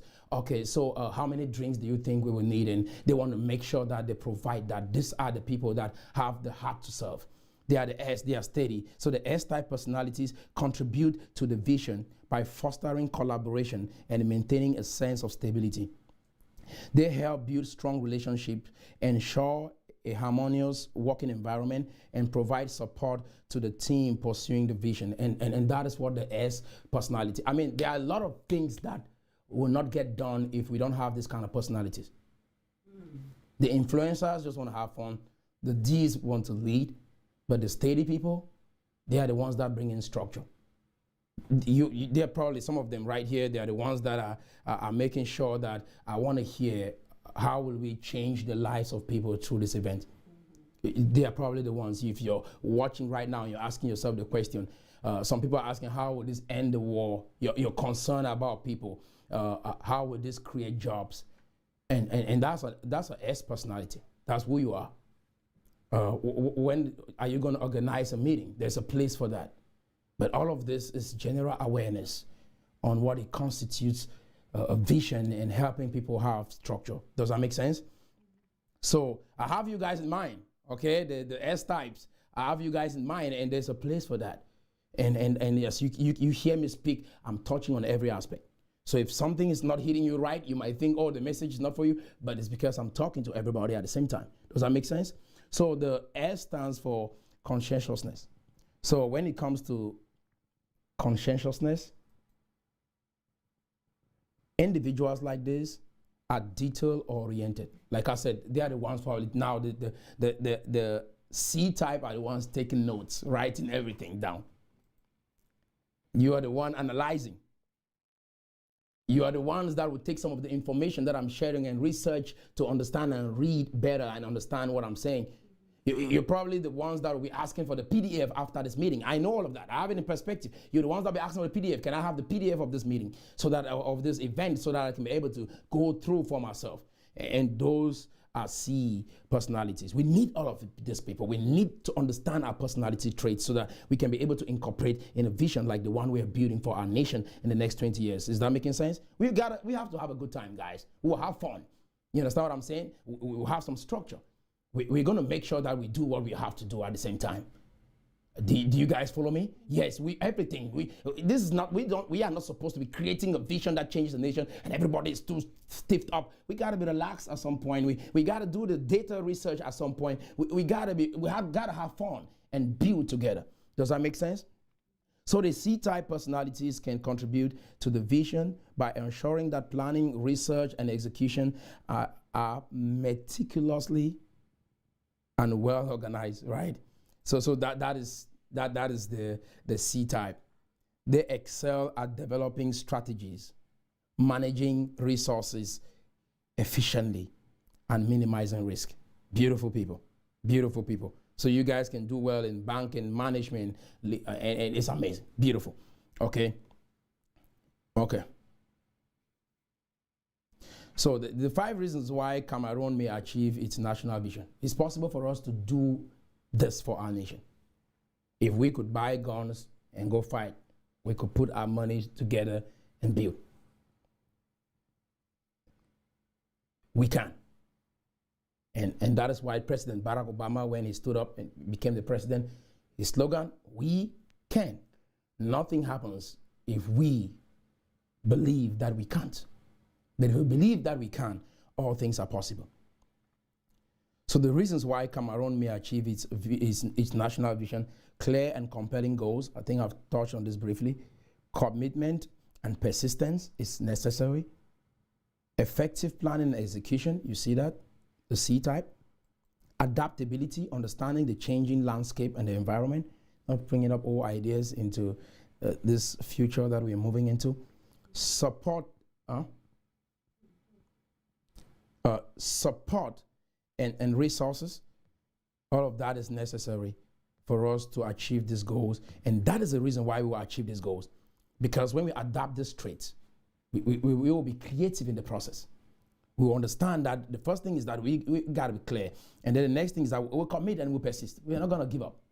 We are not. Any vision that you have for your life or your community or your country or your nation, and you any little roadblock, like since 1961, these people have been thinking of running. Now I'm going to stick and make something work and ask questions. How do we make it work? And not consistently thinking of running. You run away from your dreams, you run away from everything. Make sense? We got to adapt.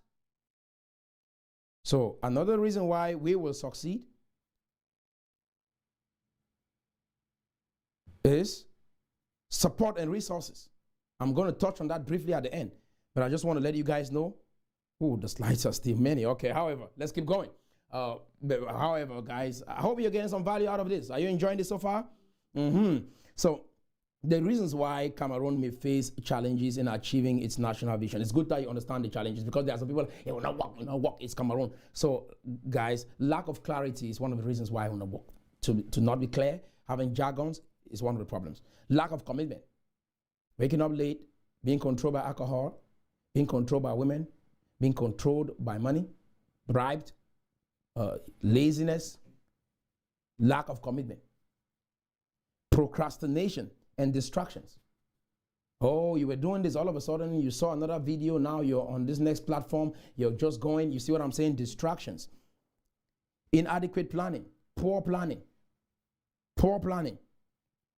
fear of failure. Maybe in your heart you believe that it will not work. And we are here struggling, we don't know that you have this stiffness in your heart. And then the next thing I want us to look at, we're going to run through the slides a little bit.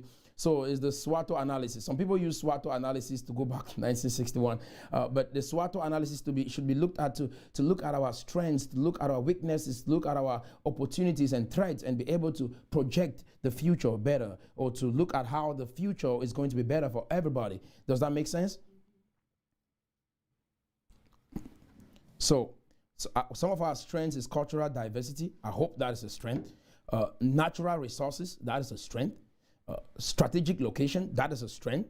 Cameroon is a strategic location. We have a lot of nations. Central Africa is right there. It's a strategic location. We have the ocean right here, the Atlantic Ocean. So it's a strategic location. Political stability.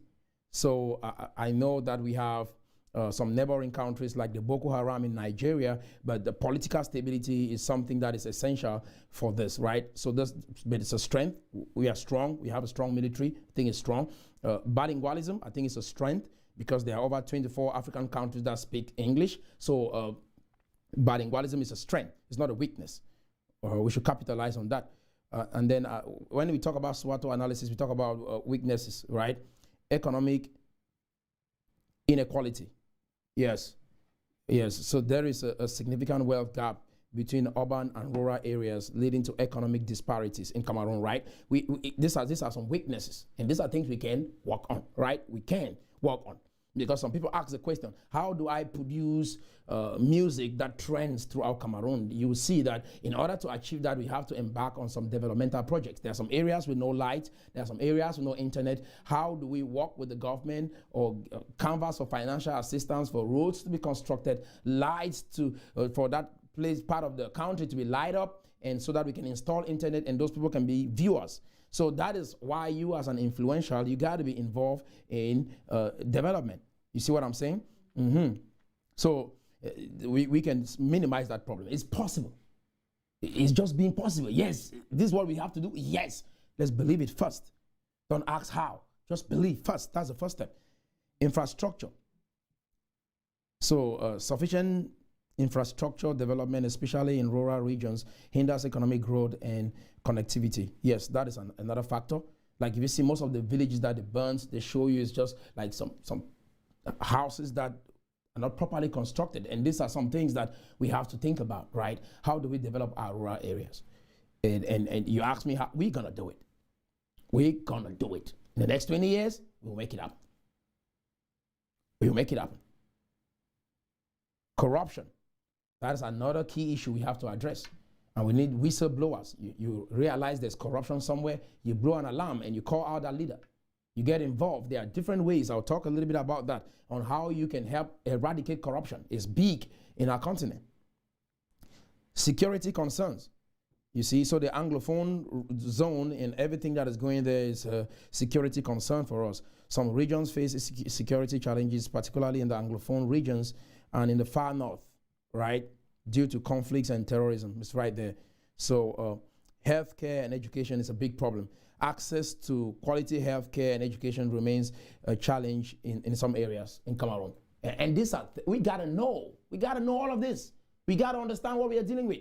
And when you sit and you ask yourself, why are we poor? If I produce product, and do you know how many people are in the urban areas and what their interests are and why they will not buy your product? And what can you do to expand that market? What other market can you think of exploring? We only think of Nigeria. No, there are many other African countries that speak English. Have you thought of exploring those markets? Have you thought of exploring the French market? Have you thought of exploring other countries in Africa that speak French?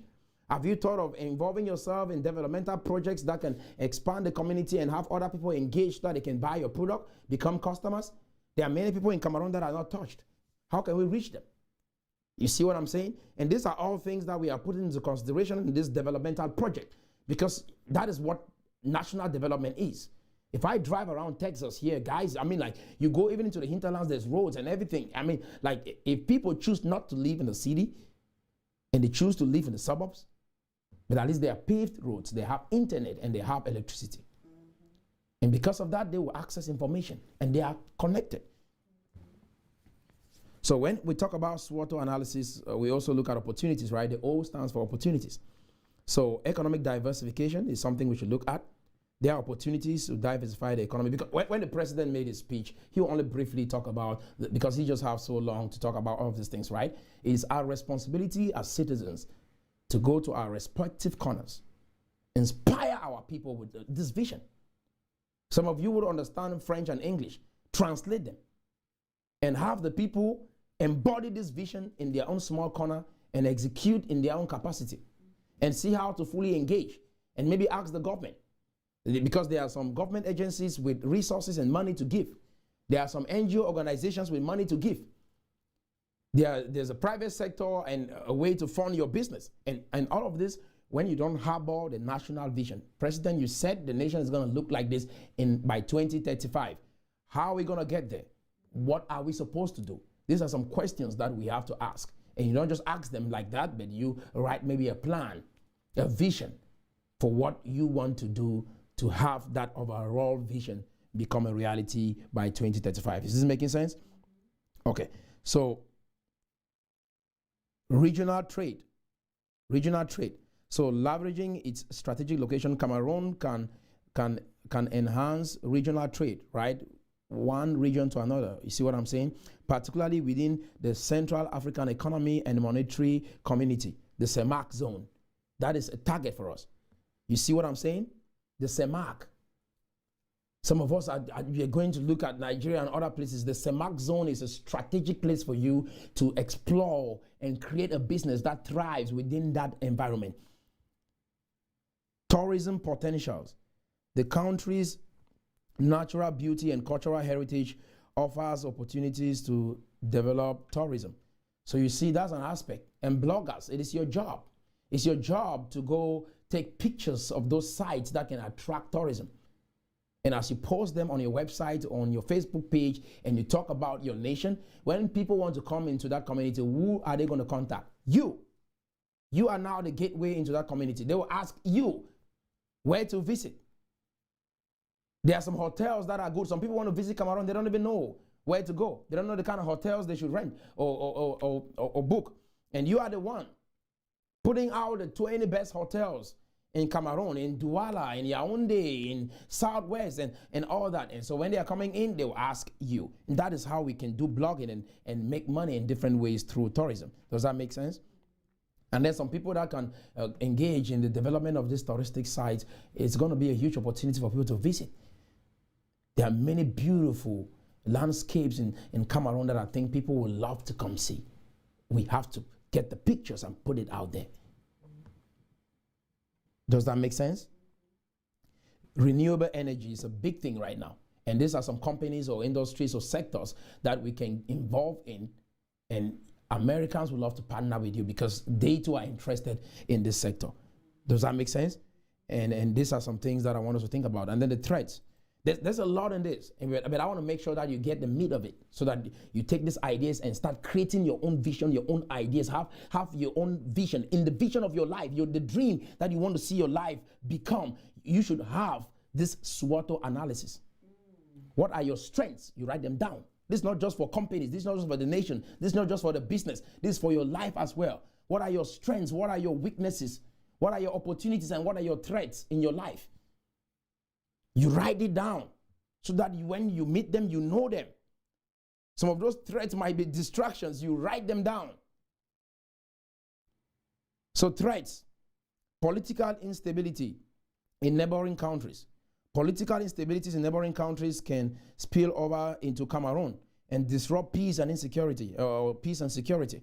You see? So these are some things to put into consideration, because when we see all this Boko Haram thing, it spills over, right? So conflict in the Anglophone zone is another issue. So in the Anglophone regions, the conflict there, the ongoing conflict in the Anglophone region poses threat to national unity and stability. And we got to understand that even with the global trends, this instability is actually affecting the nation. And so if people are coming to invest and they look at this, it is an impediment to our own growth and prosperity. Global economic fluctuation. External economic factors can impact Cameroon's economy, particularly due to its resilience on commodity exports. Climate change. Climate change can lead to adverse environmental effects affecting agriculture and livelihood. So these are some things to also understand. Climate change, we have no control over that, right? But you can keep your environment safe. But climate change is something that we really have little control over. Health crisis.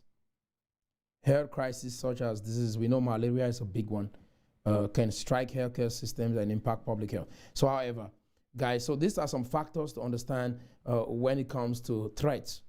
Does that make sense? So you might be asking yourself, where do we get money to start all of this? I'll just throw some ideas, but I just want to let you know the primary way to achieve these dreams is through us. It's through us.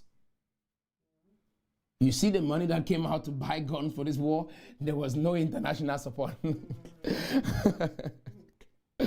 But when it comes to development now, international support, government, no, it came out of somewhere.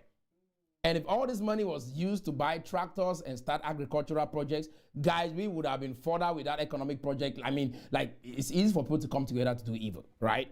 But let's come together to do good. People can take out their money and put towards evil. But after the evil is all said and done, say, hey, let's put that same money to build. No. So we got to be disciplined with that and be passionate to contribute more towards development. So, but when all this is said and done, you might think, oh, there's no opportunity. That there are more options, right? So the United Nations Development Program has a funding department that can help some of you guys looking for foreign aid. I believe that the resources that we will use to build that Cameroon in the next 20 years will come from us. It's not going to come from, and you guys will see it. Just watch me. Slowly, we will get there. It will come from us, not from foreign aid. It will come from Cameroon. So that when we are done with, like, we did it, we will be more proud about it. We will protect it. Somebody tries to strike, we are going to put them to order because your sweat is right in that nation. And this is what makes you, like, love your nation and not want to do anything evil, because you build a community. You see why all these socialism ideas are terrible? Because people just sit, fold their arms, and the government does everything for people. But when we build, we protect it. Anybody comes around with a crazy idea, we're going to caution them. Because you have your stake right there. I got stake here. I got business in America. And I got a house in America. If somebody wants to create problems in this community, I'm going to put them to order. You see what I'm saying? I call the police first. Why? Because I have a stake in it. And this is what God wanted for us, that we should be able to be creative in his image and likeness. Be fruitful and multiply. That's what it means. When you're fruitful, creative, produce, create for yourself the environment that you want, you will protect it. You will not let anyone persuade you with any terrible idea and you go on and pick up guns. Anything that you think of go destroying, you never build it. I want to make it straight. Anything that you've been motivated to go destroy in this war, you did not build it. If there's anything that you build, you've sent them out of the country, or you've sent them to another nation. If it's a family member, you've sent them to another nation. If it's a house, you build it in another nation. And then anything that you've destroyed is not yours. And that is what happens when people don't build for themselves a community that they will protect and love when they are persuaded with terrible ideas to act. When you build it, you protect it. It's that simple. So some of you will have the passion. I mean, there's a space and a place for foreign aid or to get financial assistance from other organizations. And I'm putting this out because I believe in the power of NGO as well. There are non-governmental organizations that are doing an amazing job. Approximately 29% of businesses that are actually transforming the American economy is coming from non-governmental organization, and it's great, right? It's good. So the African Development Bank, because some people say, I don't know where to go. These are the places where you write good letters, have a compelling vision, have a SWOT analysis, have your personality assessment, build a team of people that you come on board and you say, oh, this banker from this bank is on our advisory board. We have this guy from MIT. He's the tech guy handling. This guy is handling our logistics. He's from Harvard University. When you present a team like that, it changes the dynamics as to how that bank will fund your business. You go ahead and you present the kind of team, because people invest in the team, knowing that that money will not be misused. You understand what I'm saying? So the African Development Bank is a good place. The World Bank is another good environment where you can write and request aid. The International Monetary Fund is another place. The IMF, the African Union, the list goes on and on. But these are a few places where you can be able to get help from. Is this making sense? Mm-hmm. So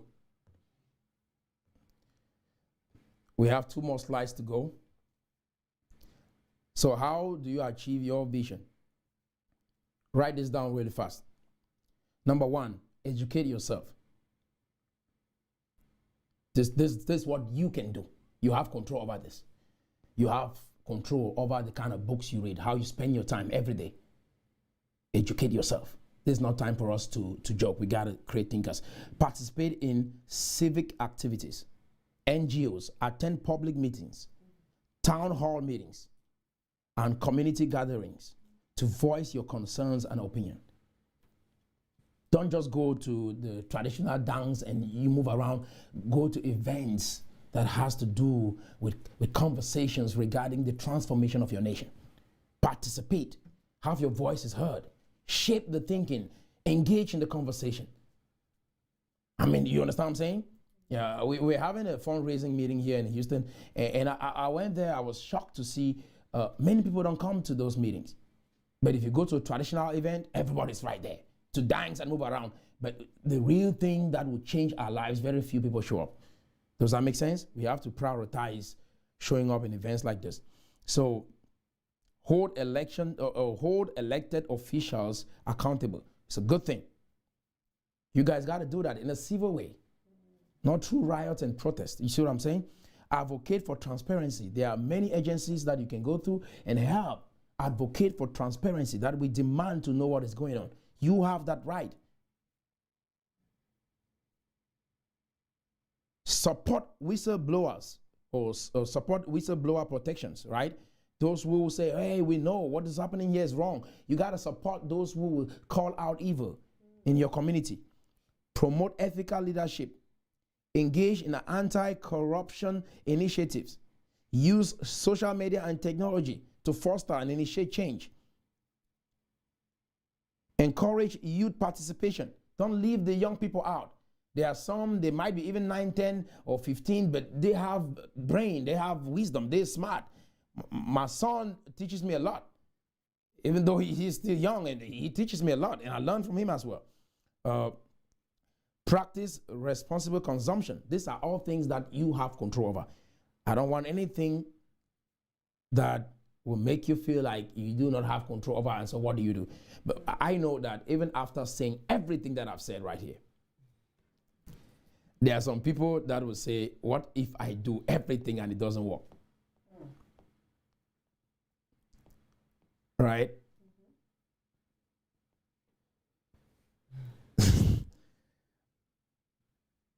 Some people, what if it doesn't work? Write it down. Number 1,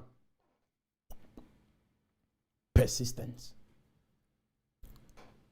It's part of life. Don't give up. I know you've tried. Try again. You applied for the check, and you try again. You applied for the loan, you were rejected. Try again. Some of the team workers are not dedicated. Recruit more. Recruit new ones. Broaden your network. Number 2. That's what I said. You got to start looking for new friends after this meeting. New company. You must not make company, I mean, if you're abroad, you must not make friends just with people that come from the same country that they come from. You listen to yourselves all the time and nothing changes, right? Broaden your network. What if you try everything and it doesn't work? Advocate for public reforms. These are ways that you can do them. Little petitions that you can write. But they can go a long way. Like, oh, we've written them and they did not hear. No, keep trying. Find the right person. Find the right people. Think about how to network and have your voice heard by the right person. This is something you have to research on how to do that. Today, we have the WhatsApp. At least you can write and connect with people. There are some people you will not meet them through WhatsApp. Yeah. You have to meet them probably through their gatekeepers. You have to meet them by probably going to that game that they watch all the time.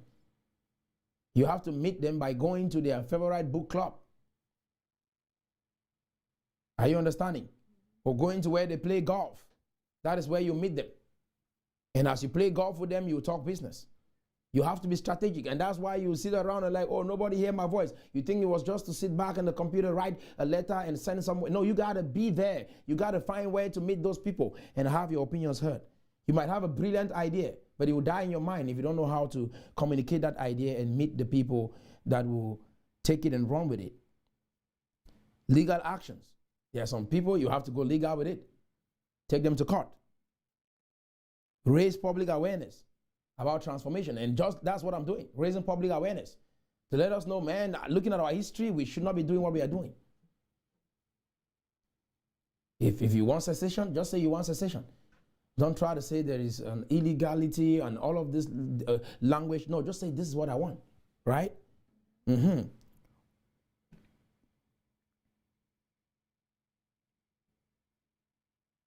International support. You can seek international support for your business, for your idea, for your vision. There are many agencies out there that will support you, and I've mentioned some of them, right? Monitor progress. Always track progress. You cannot be on a vision, on a project for 30, 40 years. You got to say, okay, I'm going to stop back, evaluate, look at how far I've come, what I need to do, and then I keep pushing.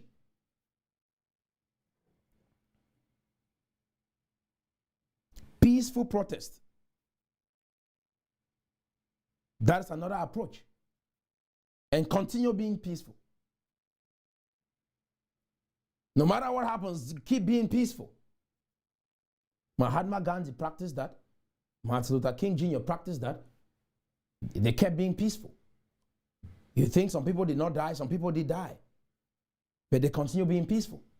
They did not say, oh, we are not the first person to pick up the guns. They were the first person. So injustice, doing injustice with injustice is of the devil. It's not of God.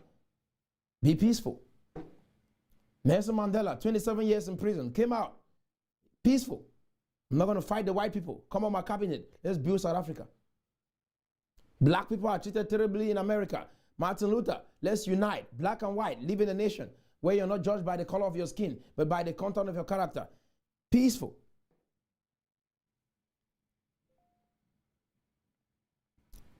So you have to engage in elections and also influence political change.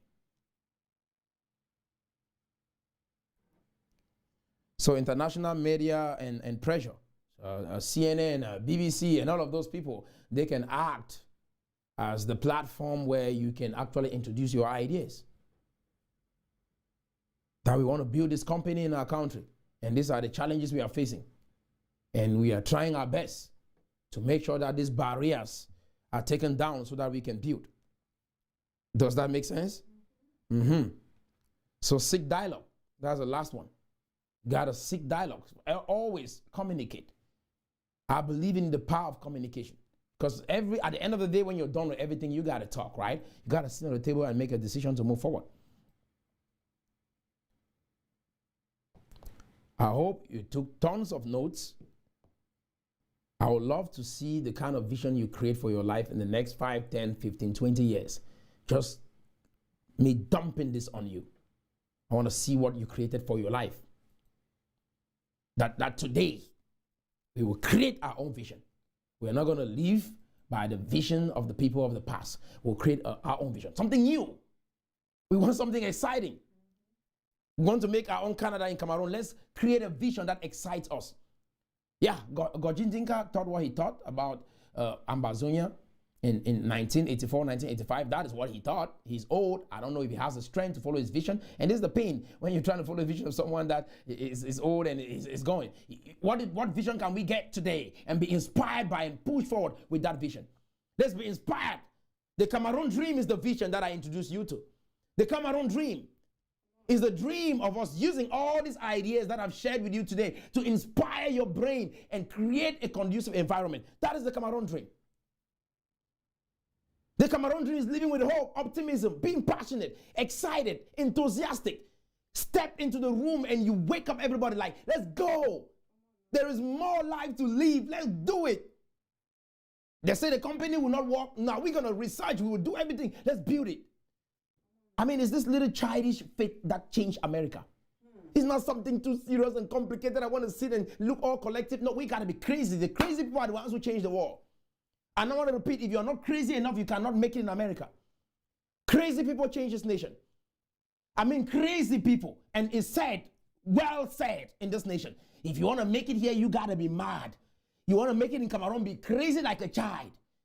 Keep all your pedigrees and all of these doctorate degrees that are confusing you and be like a child again. And that is what Jesus Christ meant by born again. Born again. You cannot enter my kingdom if you're not born again. How do you born again? Change your mind. Become a child again. Remember when you were a child? You were just excited to be alive and just go around and have fun. There was nothing restricting you. You were not bothered about how you look. You were not bothered about putting on makeup. You were just wild and free. You need that again to have the Cameroon dream become a reality. That is what Nigerians are doing. They are just obsessed about success. They are united and they are obsessed about success. They don't criticize one another. They just love. They are united and they are confident.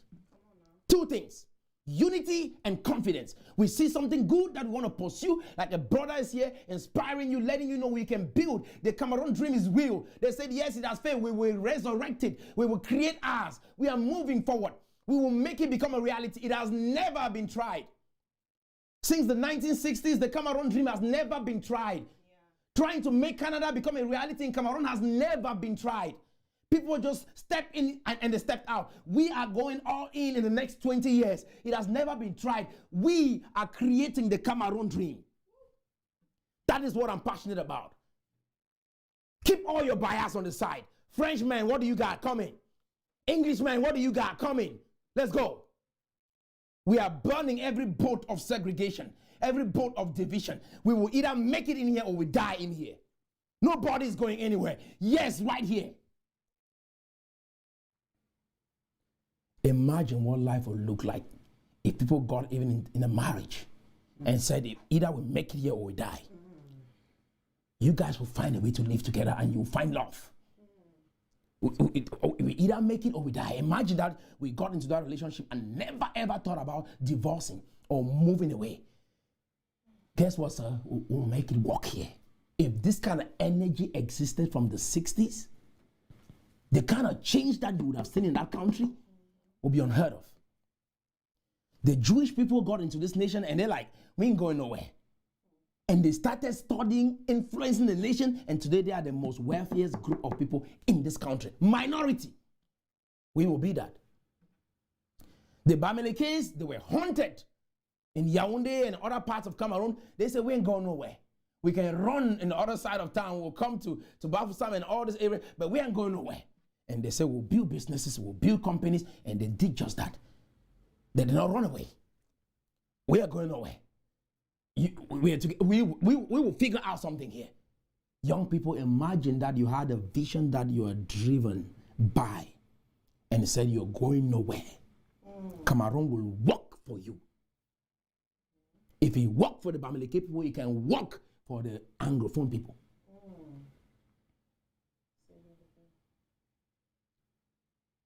If he work for Guarantee, he can work for me. If he work for Pa Young Francis, he can work for me. If he work for Amu Mezam, he can work for me. If he can work for Njefobi, he can work for me. I'll make it happen. If he can work for Ben Quinty, he can work for me.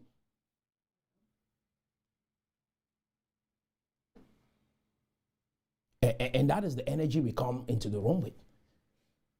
No limitation here. No negative talk here. Nah, only positivity. And you repeat this consistently to yourself every day. Something good must happen to me today. As I'm talking to you right now, begin to repeat those words. Say, something good will happen to me today. I feel good about my life today.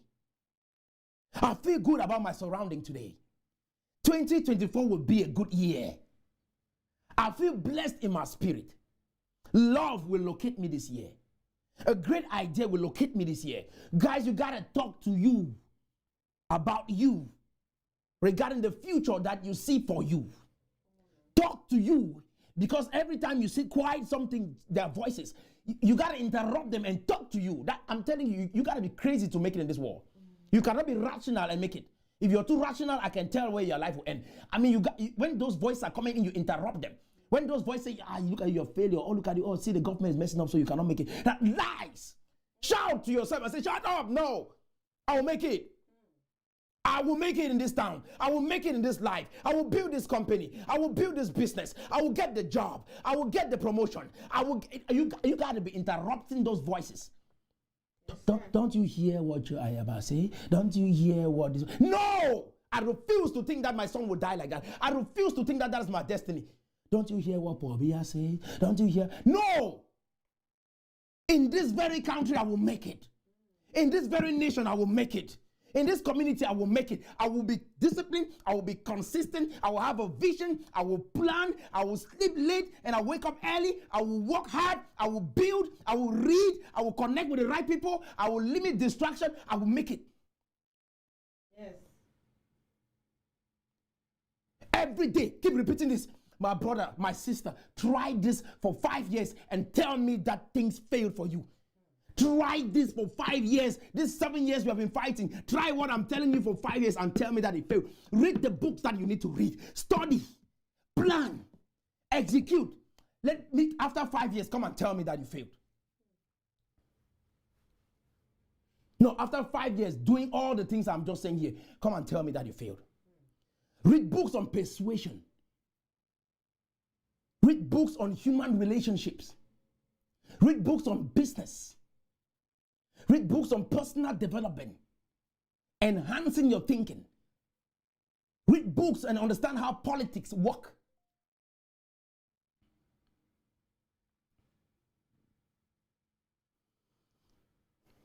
Come back and tell me after 5 years that it didn't work. I'll write you a check. I'll write you a check of $20,000. 5 years. Try everything that I'm telling you here. Come back after 5 years and say it did not work. I'll write you a check of $20,000. And show me proof in 5 years consistently that you did all the things I'm saying. In 5 years, if you do not become a multi-millionaire in dollar, a millionaire in dollar, not in franc CFA, in dollar, I'll write you a check of $20,000. Not that Monday you tried, Tuesday you were, no, consistently. And tell me that we failed in Cameroon.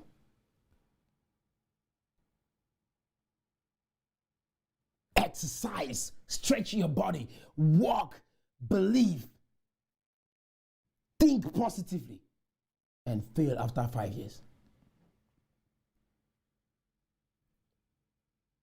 And fail after 5 years.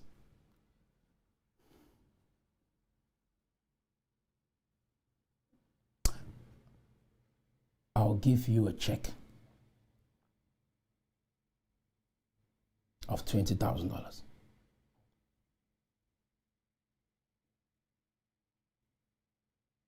$5 years. There's a challenge to you. Look at yourself in the mirror today. You see that person? That person is looking up to you. You see that person you see in the mirror? Look at yourself in the mirror. After you're done watching this video, look at yourself in the mirror. You see that person you see in the mirror? That person is hoping that you do something now, so that tomorrow when that person is old, you will take care of that old person. There is an old man, an old woman in you that is hoping that you do something now so that they don't suffer. There are children in that community that are hoping on you to do something now so that they don't suffer. Your country is hoping that you do something now so that Cameroon makes it. You see the performance during the soccer game?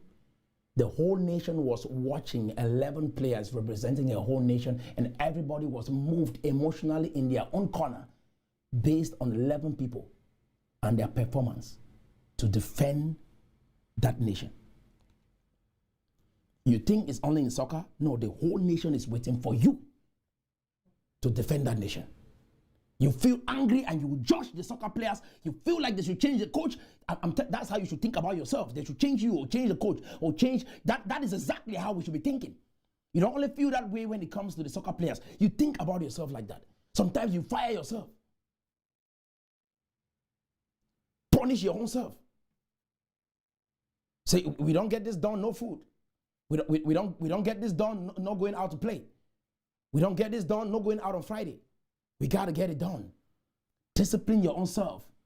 Because when you watch those soccer players, you feel like you should be inside the field playing, right? You see all the wrong moves that they are making, and you think if you were in that corner, you would have kicked the ball differently. So let's do this. At least today you understand what a vision looks like, what you need to write a vivid vision. And you understood that Zerubbabel was told that this foundation that you are laying, you will complete it. And so any vision that God gives you, he will give you the mandate and the power to complete it. Moses took the people out of Egypt. It's no half job. Nah. Joseph was arrived, and Joseph said 7 years, there will be problems here, and the next 7 years, there will be a solution, and he was alive and saw that happen. God cannot give you a vision that will take your life halfway, and you don't end up seeing it. That is what you should believe. Any other thing somebody wants to, oh, how about that man? I don't know about that man. I don't know about what they believe. I don't know. I'm telling you about what I have control over. What God has shown me, I'll be alive to see it. You should believe that for yourself. You don't know what people think in their minds, so stop comparing yourself with somebody that you see out there. You don't know what they are thinking. People's thinking limit their life, limit their expectations, limit their opportunities, and we do not know. Since I don't know what you're thinking in your head, I have control of my own head. So what I'm thinking is sufficient for me. This is how these people build this nation, guys. This is how they think. You see America, you see Europe. If you like your own thinking and you're trying to judge what I'm saying or trying to give your own point on what I'm saying, good luck with that. If it's working for you and helping Cameroon to be better, keep it. But if it's not, you have to be willing to not be stubborn, to discard every old idea that is not working for you and pick what works. That is the reality. You got to get to the place that it's not about just talking. It's not about just giving your opinion. They must not hear your voice. No, if it's working for you, keep doing it. My question, how is it working for you? Have you shared it to help other people? Fine. How is it working for you? If it's not working for you, be willing to discard that idea. And that is the place where I got to in my life. I'm like, if it's not working, goodbye. If this kind of thinking is not working, goodbye. Trying to only do things my own way and I see that the results are not good, goodbye. If you discount or try to argue what I'm saying right here, if it's working for you, good luck. Let it help save your nation and help save your people. But if not, be willing to discard everything. That is the purpose of being a human being. That you can change even location. You can change the way you think. You can move from Africa to America. You can move. That is what happens with human beings. If it's left to an animal, they'll be turning in the same spot and get captured or killed. You have brains. You can move. You can read new books and become a different person. I mean, like completely different. And they'll be like, everybody's thinking like, oh, it's Cameroon. No, it's not just Cameroon. These are people here, human beings, here to change the world. You only want to look at it from the lens that is my Cameroon brother. No. I was born there, but transformation got to come. I'm a different kind of breed, different kind of human being. I walk on this body, walk on this head, and I'm talking different. And I'm telling you, let's go. Let's bring change. Let's do it. We can too. We are not designed to be left behind. Let's move. Let's push. How, bro? Okay, that's a good question. Let's go. So I hope this session was inspiring. Let's take action. Let's build. Let's dream. Let's write a vision. Let's believe that we will be alive to fulfill that vision. Stay blessed, guys, and stay strong. And until next time, keep trusting God and trust in yourself. The sky is not even the limit.